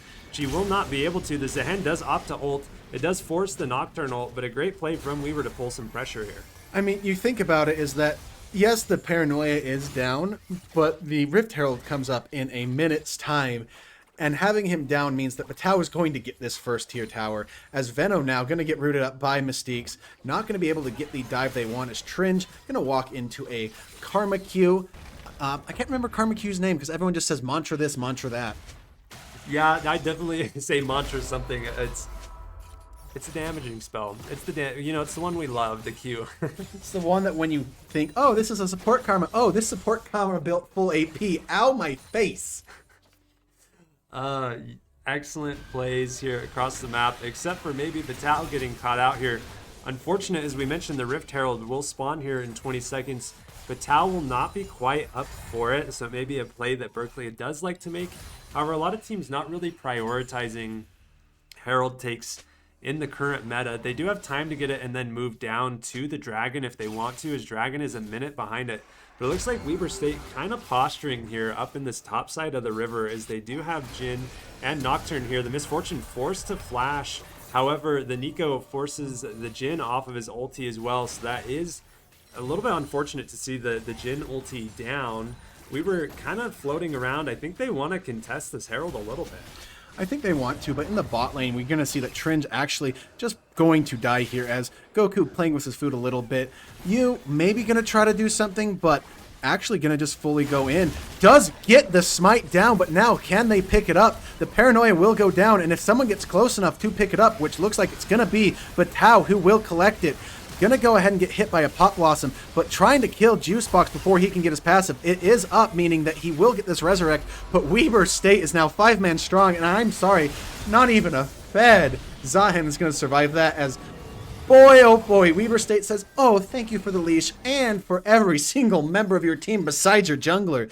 Maybe you should tell him to smite better. I love the confidence from you to be able to flash over the wall. He knows that his team is just fully going to come in, and not just come into the fight, but they came from all angles. So it really meant that any wombo combo potential that Cal Berkeley has is negated, because they have to send it at just one or two members of the team, and they really want to hit more of them with their damage and their crowd control. So Weber State was just able to really clean up that fight, take the objective, and now they're ready for this soul point and be able to take this next dragon. Yeah, and it's an ocean dragon. You had a hard time killing Mordekaiser before. How are you killing him now? I mean, let's see. Who's building healing cut? Oh, yeah. Weber State. And Weber State barely needs it just to deal with Zahen, because at this point, stack enough people on him and he just simply dies. Yeah, it's a little bit rough. Maybe the Nico can build some heal cut, or the Wukong potentially, as he will spread it very well. But also, if the Mordekaiser just Death Realms anybody else, he's just going to continue to sustain. As well, the Akali's going to sustain. There's a lot of options here. As we see, Wukong had to use his flash. Yeah, to get away from that engage from Yu and Goku.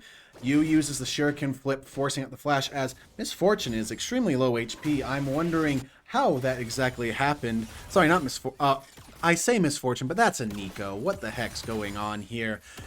Nico that's been roaming around pretending to be a dead Misfortune so that the HP is that low. Hey, you caught me, Nico. You caught me, and I'm the spectator. I supposedly see everything. Well, it's not a Weber State esports broadcast with a Nico if we don't make the mistake once, if not 3 times, so count on it a little bit more. Batal just facing down this top side, not even afraid of the 2 members of Cal Berkeley here.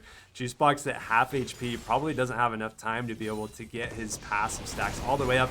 As a familiar sight, another Nocturnal into this bottom side with Mystiques and Goku here, able to pick up another kill and take the tower. The Death Realm is used against Juicebox. I think Batal's not even afraid of this tower. Juicebox not able to get a ton of stacks, but Batal's going to respect it. He understands that if he dies here, it's a pretty big swing back into the Zehen's favor.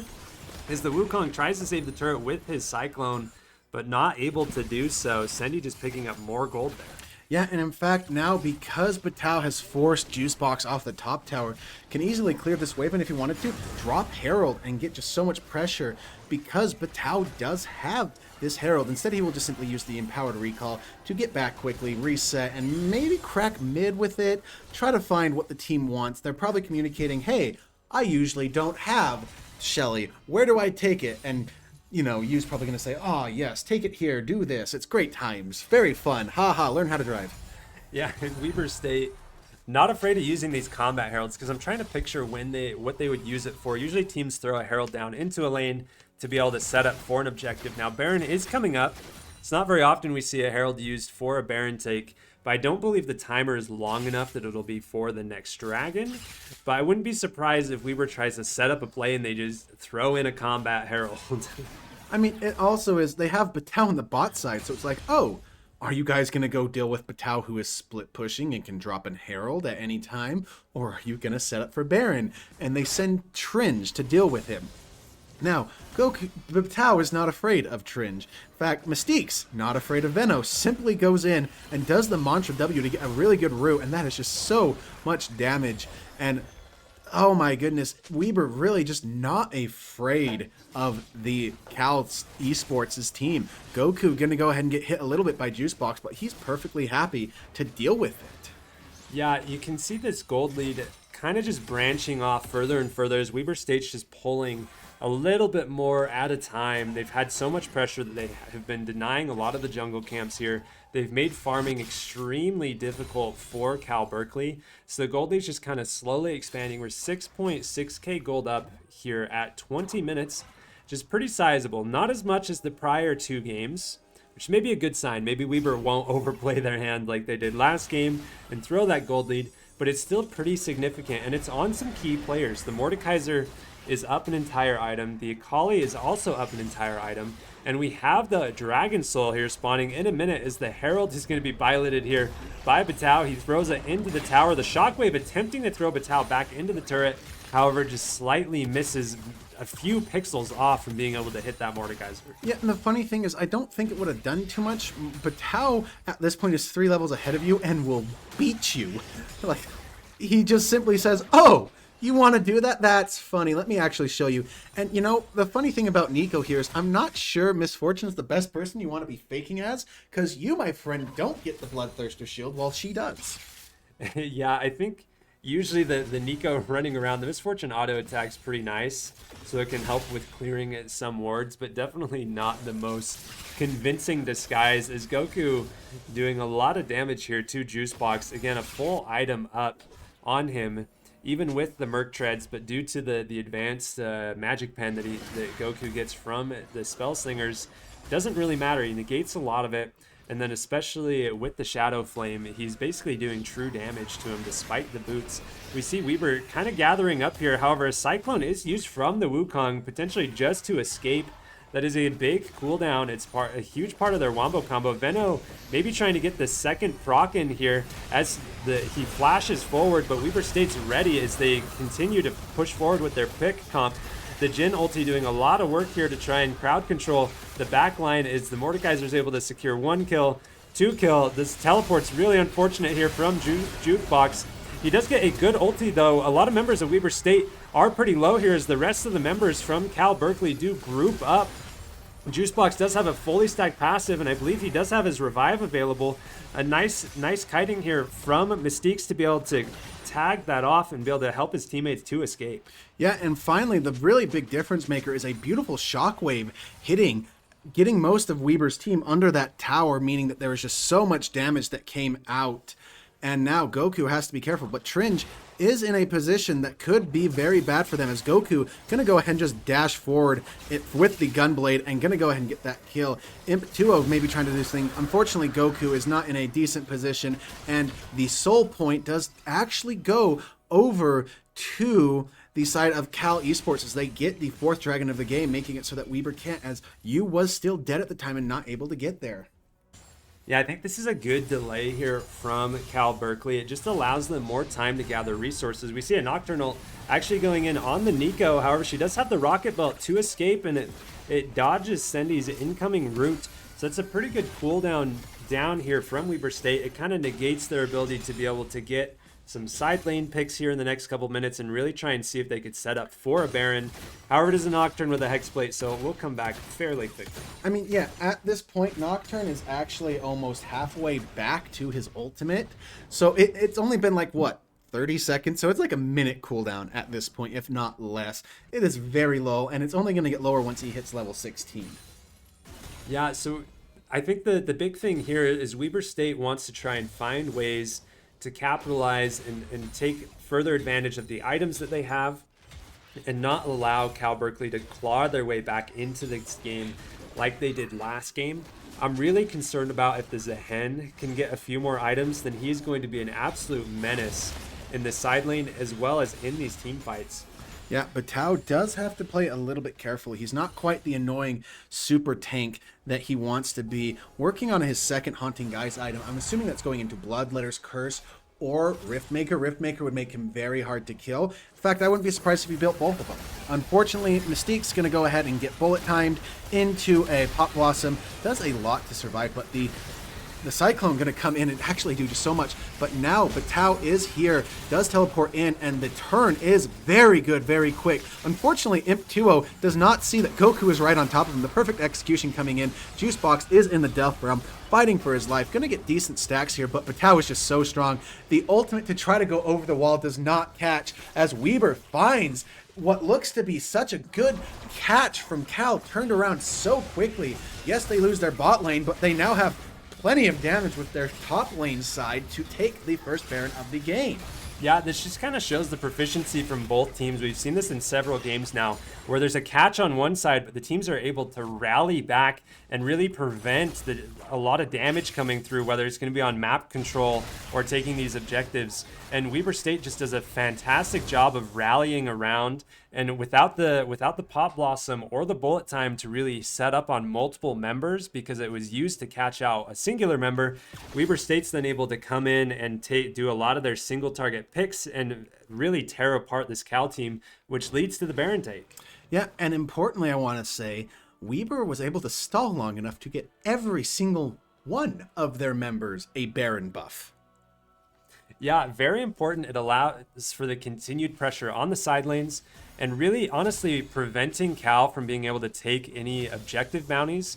You can see the yellow outline around each of the tier 1s on Weber State's towers, which means that if Cal Berkeley is able to take one of those towers, they get extra gold on top of what it normally offers, which would definitely be a game changer in trying to swing the game back. So this Baron prevents a lot of that pushing from being able to happen, as we see a 1-1-3 setup coming in from Weber State Esports here, trying to take pressure on all of the tier 2s. I mean, you can also look at Weber. They are 2 plates to 27. 28, my bad. Sorry, Goku. I'll refrain. 29. Sorry, Batao. Let me say it again. Weber just absolutely demolishing in the tower department, as you now finding a really good hit onto Venno, as he's just going to go ahead and trade the Cyclone, as unfortunately Goku is in a bit of a pickle here. Does have the Zonia's Hourglass to stop a lot of things. Gonna go ahead and dash out as you dashes in onto a clone. A lot of just cheeky little trading, but a really good bullet time.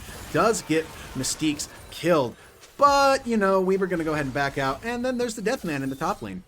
Yeah, maybe playing their hand a little bit too much. Goku going back in. The Pop Blossom channeled forward. However, Goku is super zoning off this Misfortune.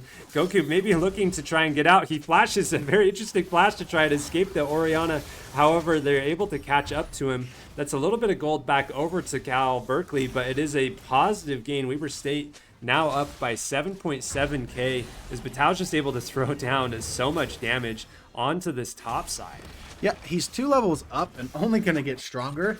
I assume that he's going to back here and one of two things. Finish his Thornmail or now... Okay, well, thank you, Batal. Oh, no, maybe. Let's see. Yep, he does finish the Thornmail. He was thinking about finishing that Medjais. I know what you're thinking, Batal.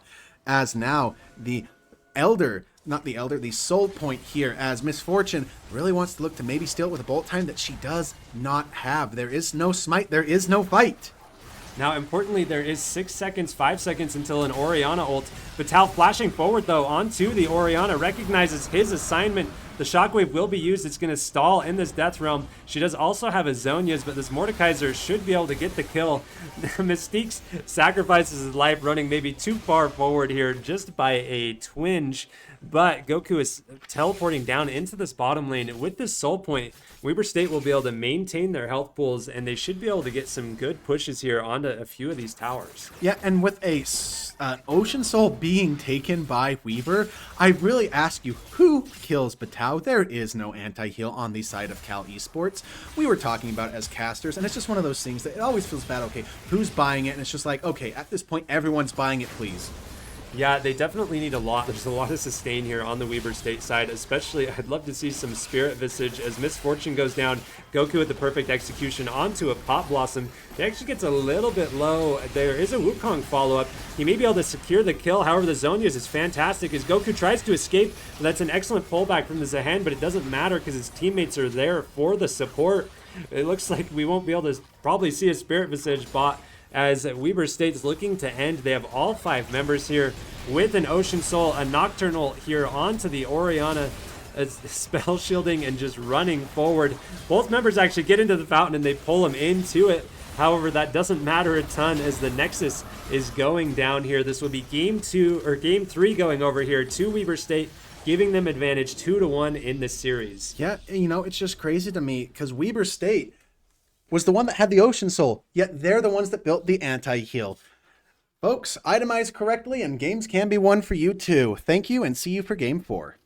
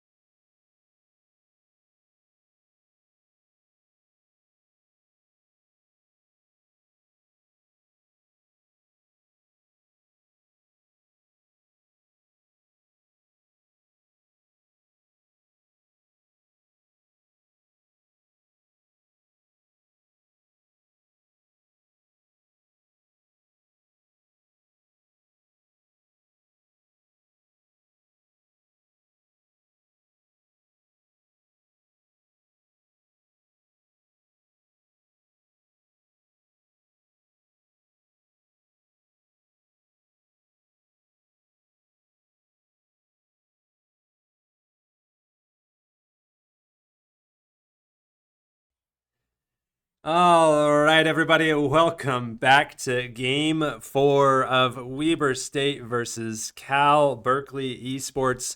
The series is currently in Weber State's advantage of 2-1. We've had some fairly explosive games for the last 3 games, mostly with Weber State kind of dominating the early game, and then it's whether or not Cal Esports can capitalize on the mid game and come back, which they have done successfully. But Weber State's also kind of ran away with a couple games. So we'll have to see how these drafts come into play. Remember, this is a Fearless draft game. We don't have game 3 on the Fearless. So we actually do. It's just that we're not set up to do these best of 5. So you'll see game 2 is on top. Game 3 is on the bottom because you can see the Nico and the Zahan and all those that we just recently saw. Just remember game 1, and we still can't play those champions. Alistair still, once again, being completely and utterly taken away. Same with Nautilus. Mystiques, you cannot have these champions that you are good at.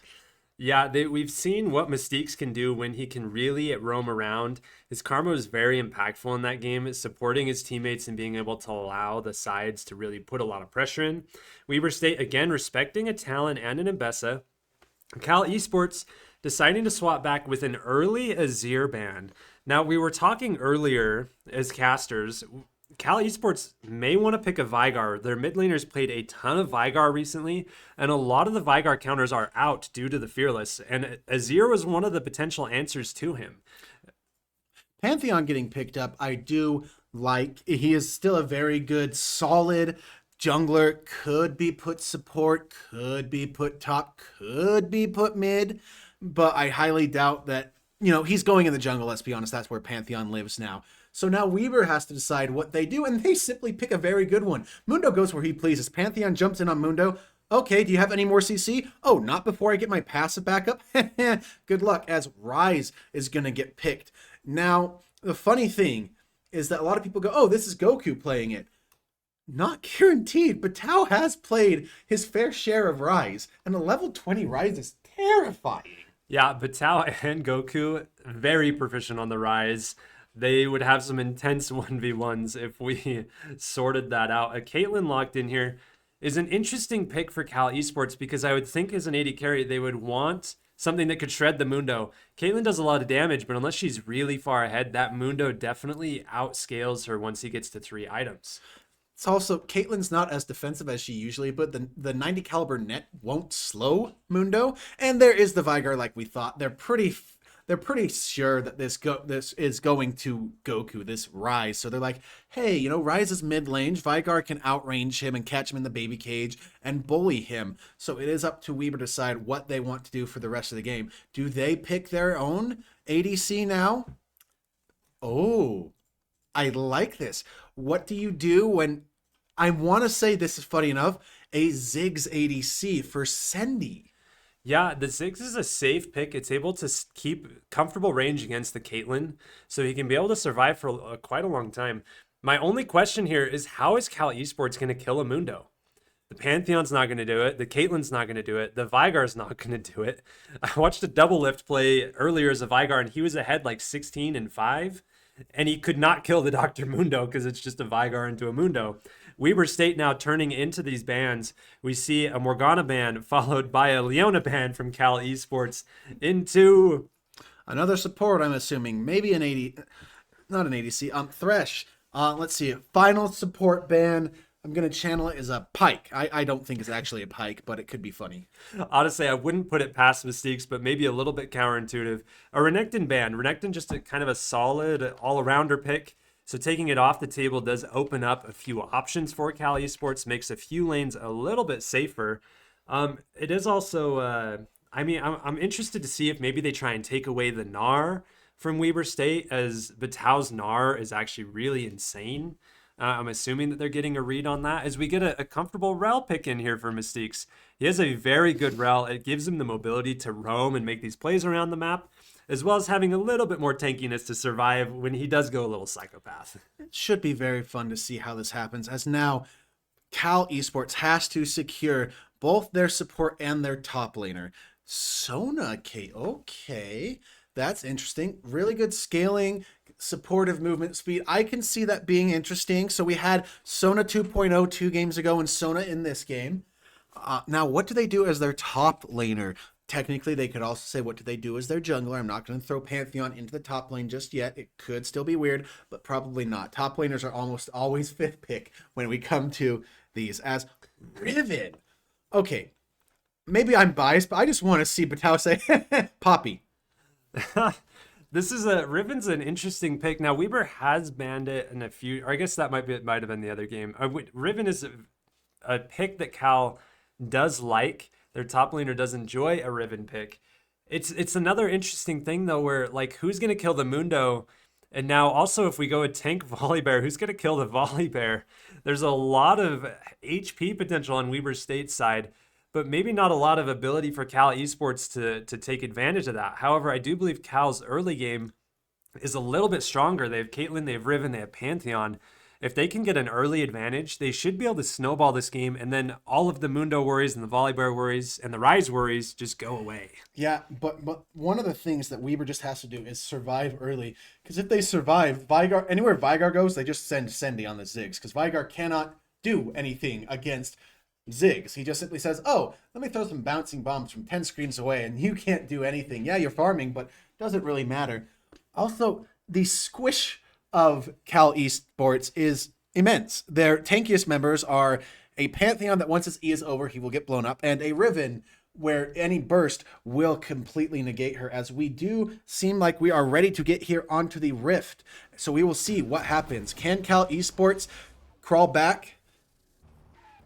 And can Weber State exit out this match? Yeah, we'd see these picks now. So it's a Volibear top lane into a Mundo jungle. I do prefer the Mundo jungle because it allows him to be a little bit safer during these early weak levels, and he can scale up. We've seen you play a very good Mundo as well, so he has that potential to take over the games. Both teams again posturing here, trying to get the ambiguous chicken ward here to try and figure out where each jungler is going to go. Weber State will successfully get theirs. Juicebox once again able to place his on this top side. We see you going to be clearing from bottom to top, but the Pantheon on the opposite side and Venno will be clearing top to bottom. You know, one of the things I like about Batao so far is he's gone Grasp of the Undying. Most Polar Bears like to go the lethal tempo, cocaine bear, as I like to say it. I'm hoping that Batao knows that every time we've seen it in a game, it just absolutely gets crapped on. And I know that it's really good, but I'm hoping he goes more of the tanky Dusk and Dawn build. You build Dusk and Dawn, and then you just build tank, and it doesn't matter. You're just stupidly unkillable still as Volibear. Yeah, and really into this Riven, I was watching some, as we see and engage here, the Ignite going down on Batao, it's not going to kill him.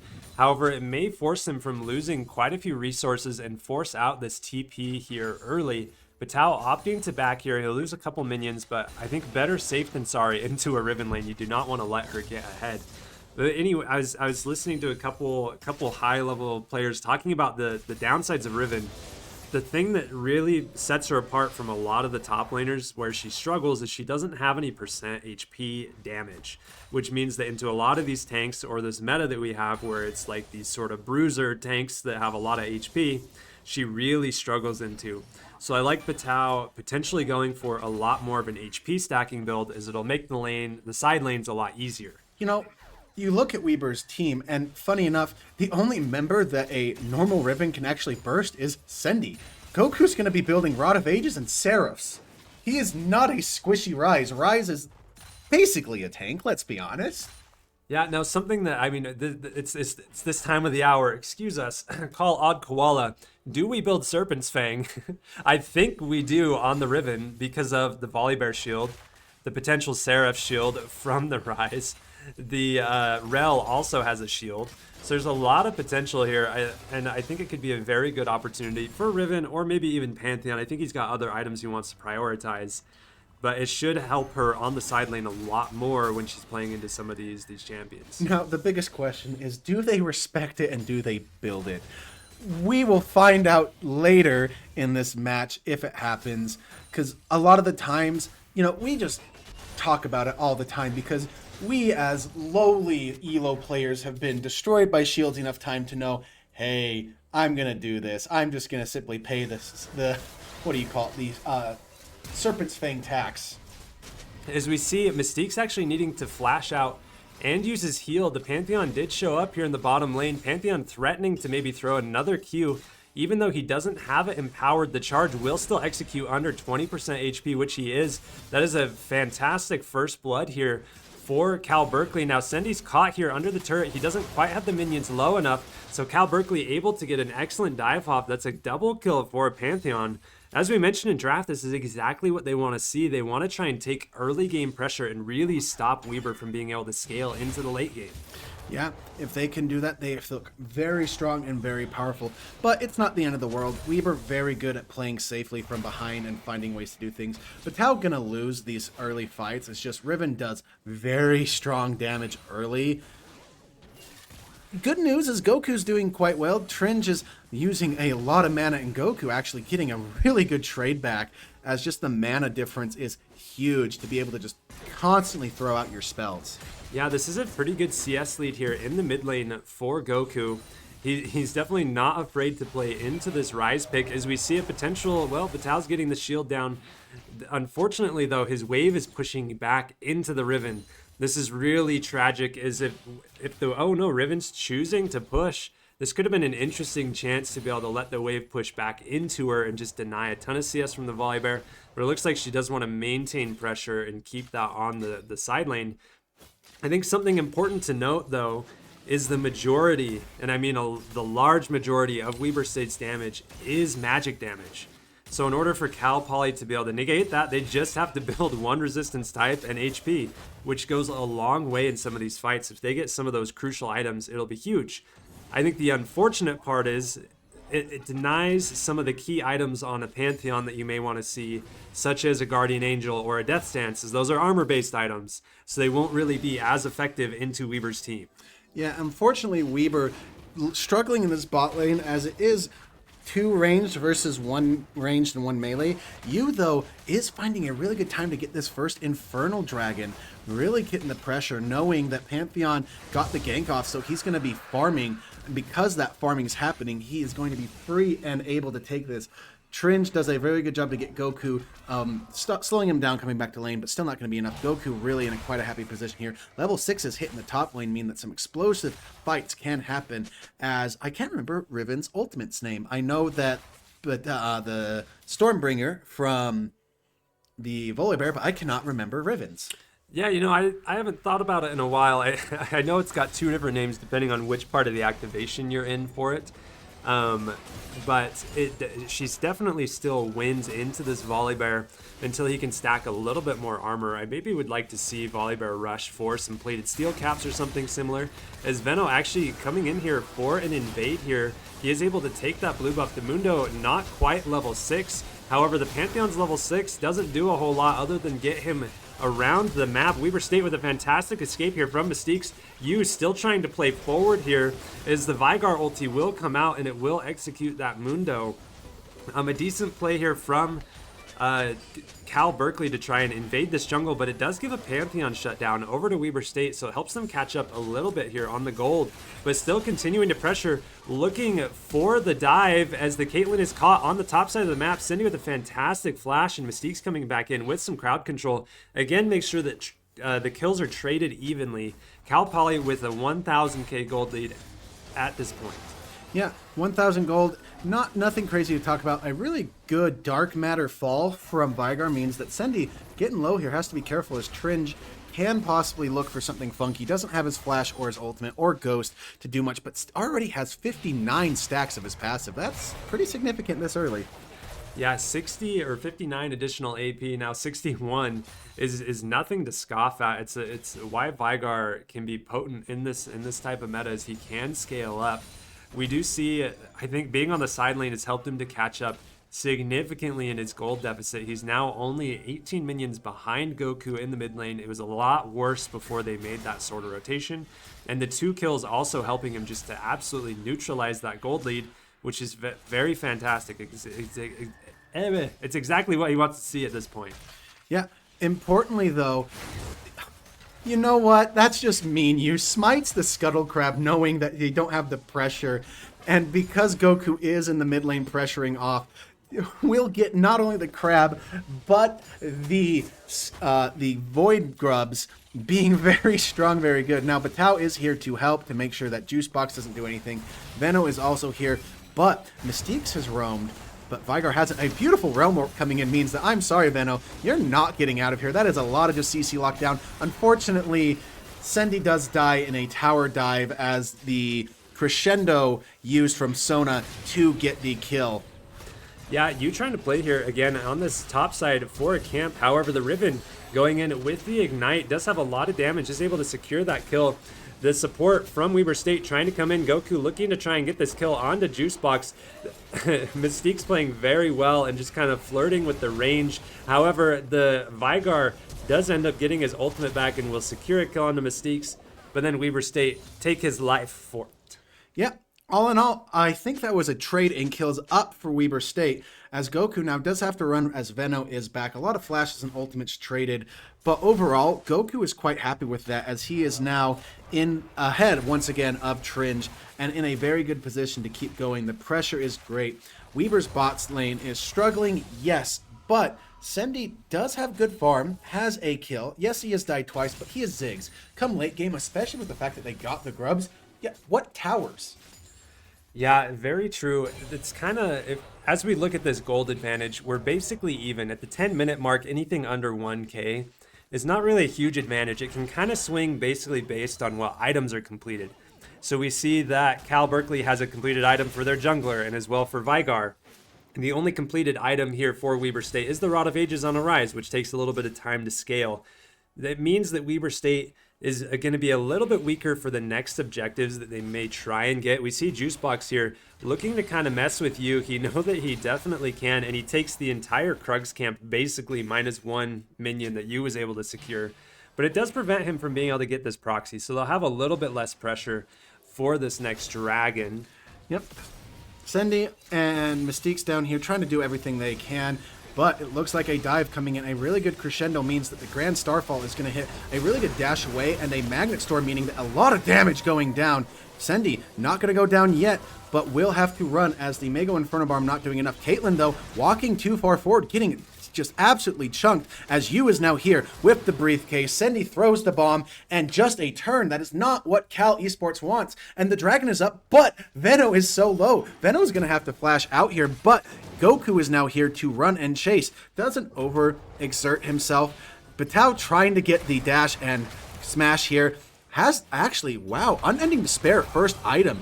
I like this. The tank Volibear doing so much damage. Yes, he does have to use the Stormbringer while Riven still has their ultimate, but Weber starting to run away with the dragons. The first two dragons and Void Grubs are theirs. Now, this is a really unfortunate for Cal Berkeley. It was kind of in their hands and really their bag to fumble.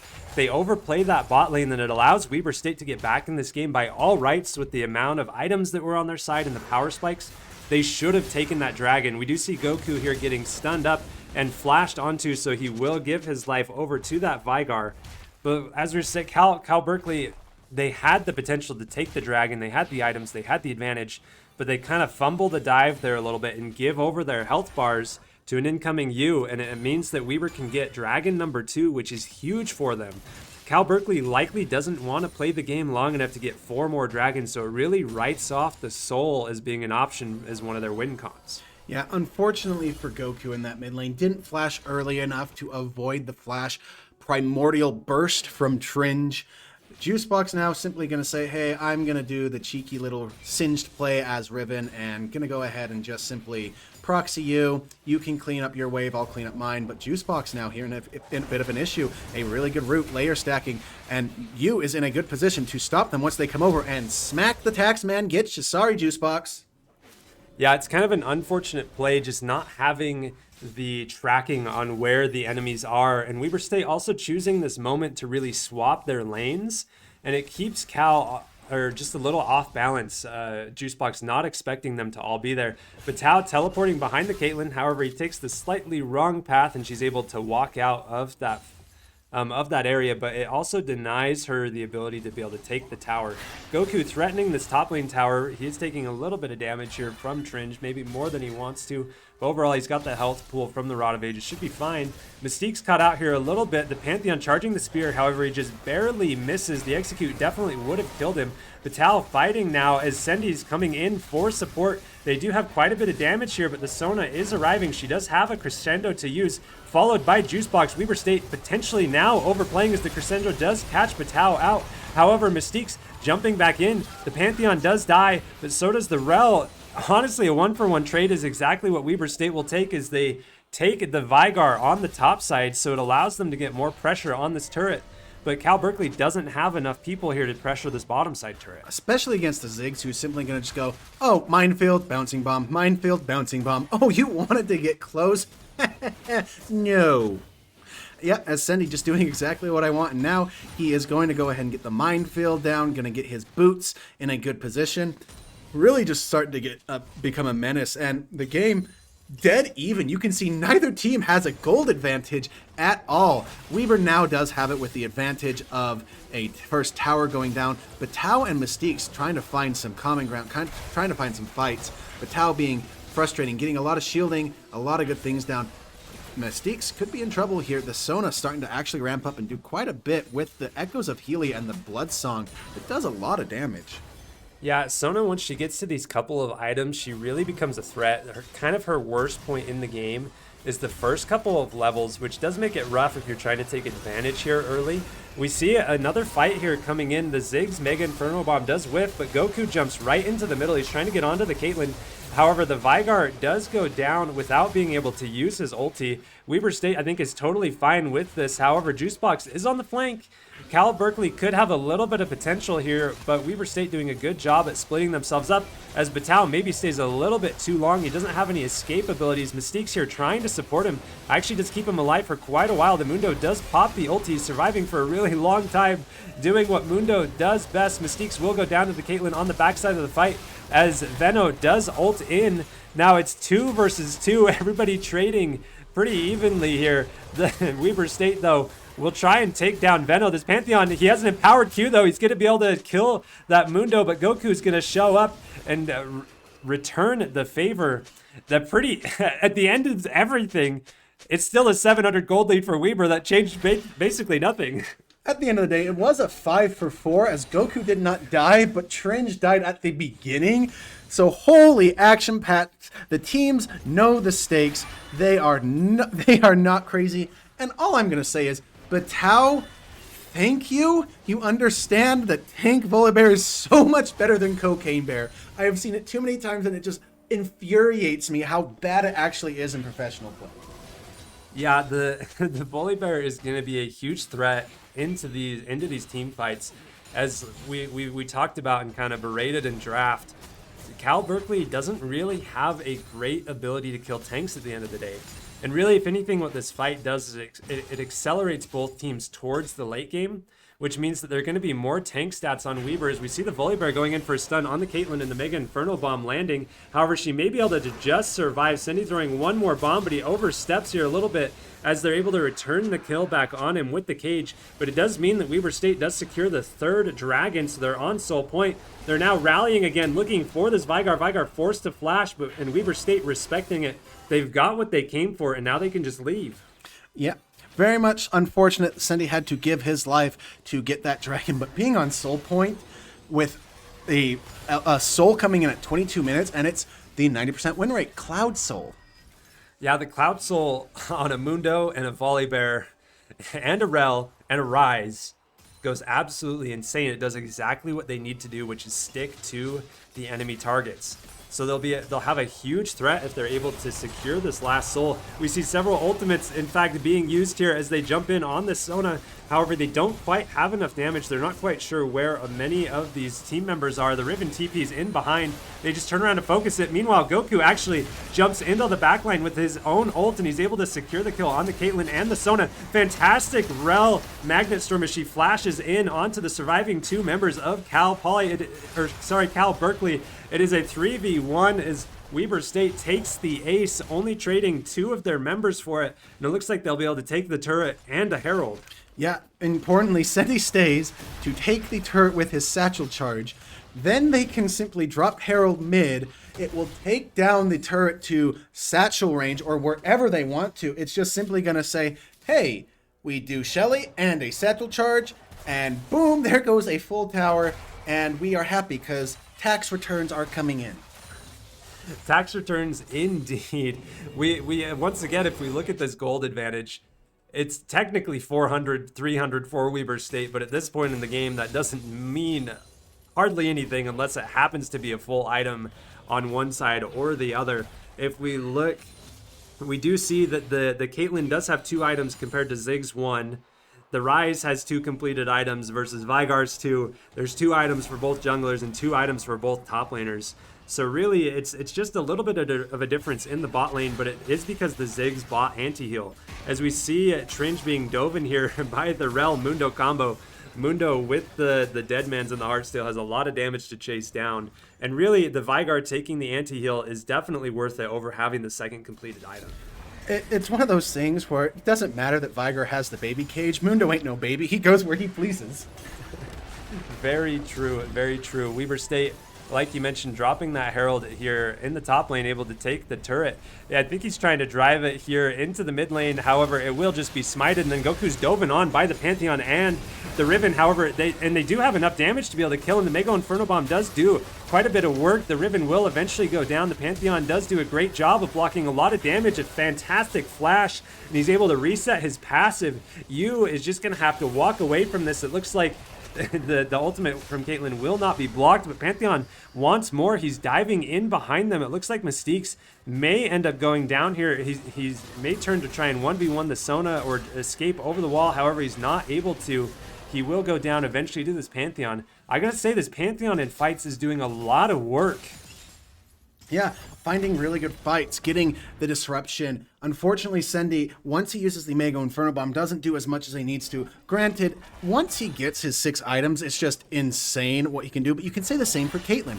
Caitlyn has a lot of range, but the engage from Weber is so important. If Caitlyn missteps, they are going to die. I mean, the same is said for Sendy. But Weber has an easier time killing Cal's carries than Cal does killing Weber's carries. Yeah, and importantly, I mean, even though the Volibear's full tank, he still has some ability to do some damage. I think it will just depend on how well they can get through some of the shields. Is another kill down here on the Vygar. Fantastic stacking of crowd control here from Weber State. They're able to secure that kill, and it looks like they'll be able to take that tower as well. And I really do think that Sendy building anti-heal is actually so important. It's so underrated, the amount of healing that Pantheon and Sona get, especially with the Echoes of Helia diadem of the something queen, the tier support item, just does so much healing. And you know what? Sendy says, no, you don't get that. Though I do like the adaptation that Cal Esports have made. You see Executioners calling on both Riven and both Pantheon. They understand, hey, Mundo heals a lot, so does Ryze, so does Volibear. Let's not let that happen. Yeah, and Mundo with his Spirit Visage is going to do so much healing. He's on 3 items. He's really hitting his spike. This is where he will just continue to get stronger. Both teams kind of posturing up for this Cloud Drake. This will be Weber's soul. We've mentioned how important it is that they get this, as Batao is on a mad flank. The Vygar's caught out of position. He will be annihilated. We have a fantastic engage roll here from Mystiques as they're trying to get the kill onto the Sona. However, Batao will go down, trade his life for it.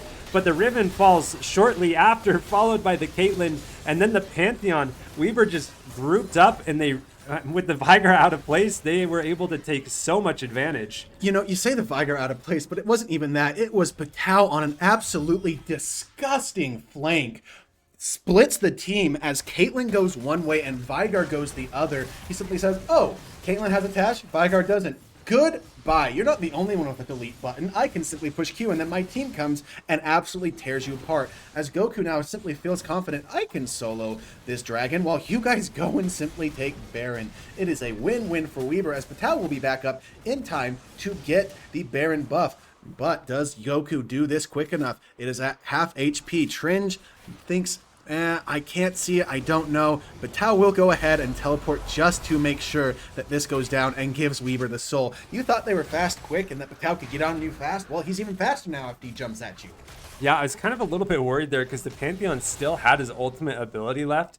So there was a timing that he could have been able to run over and ult onto the dragon and steal it from Weber State. But Batao, I think, understanding this, and he teleports forward aggressively. He's able to provide some DPS as well as pressure that makes it so the Pantheon is dissuaded from attempting that play. If we look at the current events, Weber State has their Cloud Soul, and they're now up 3,000 gold. Most of that gold being on the Rise in the mid lane, and Rise has finished his Actualizer.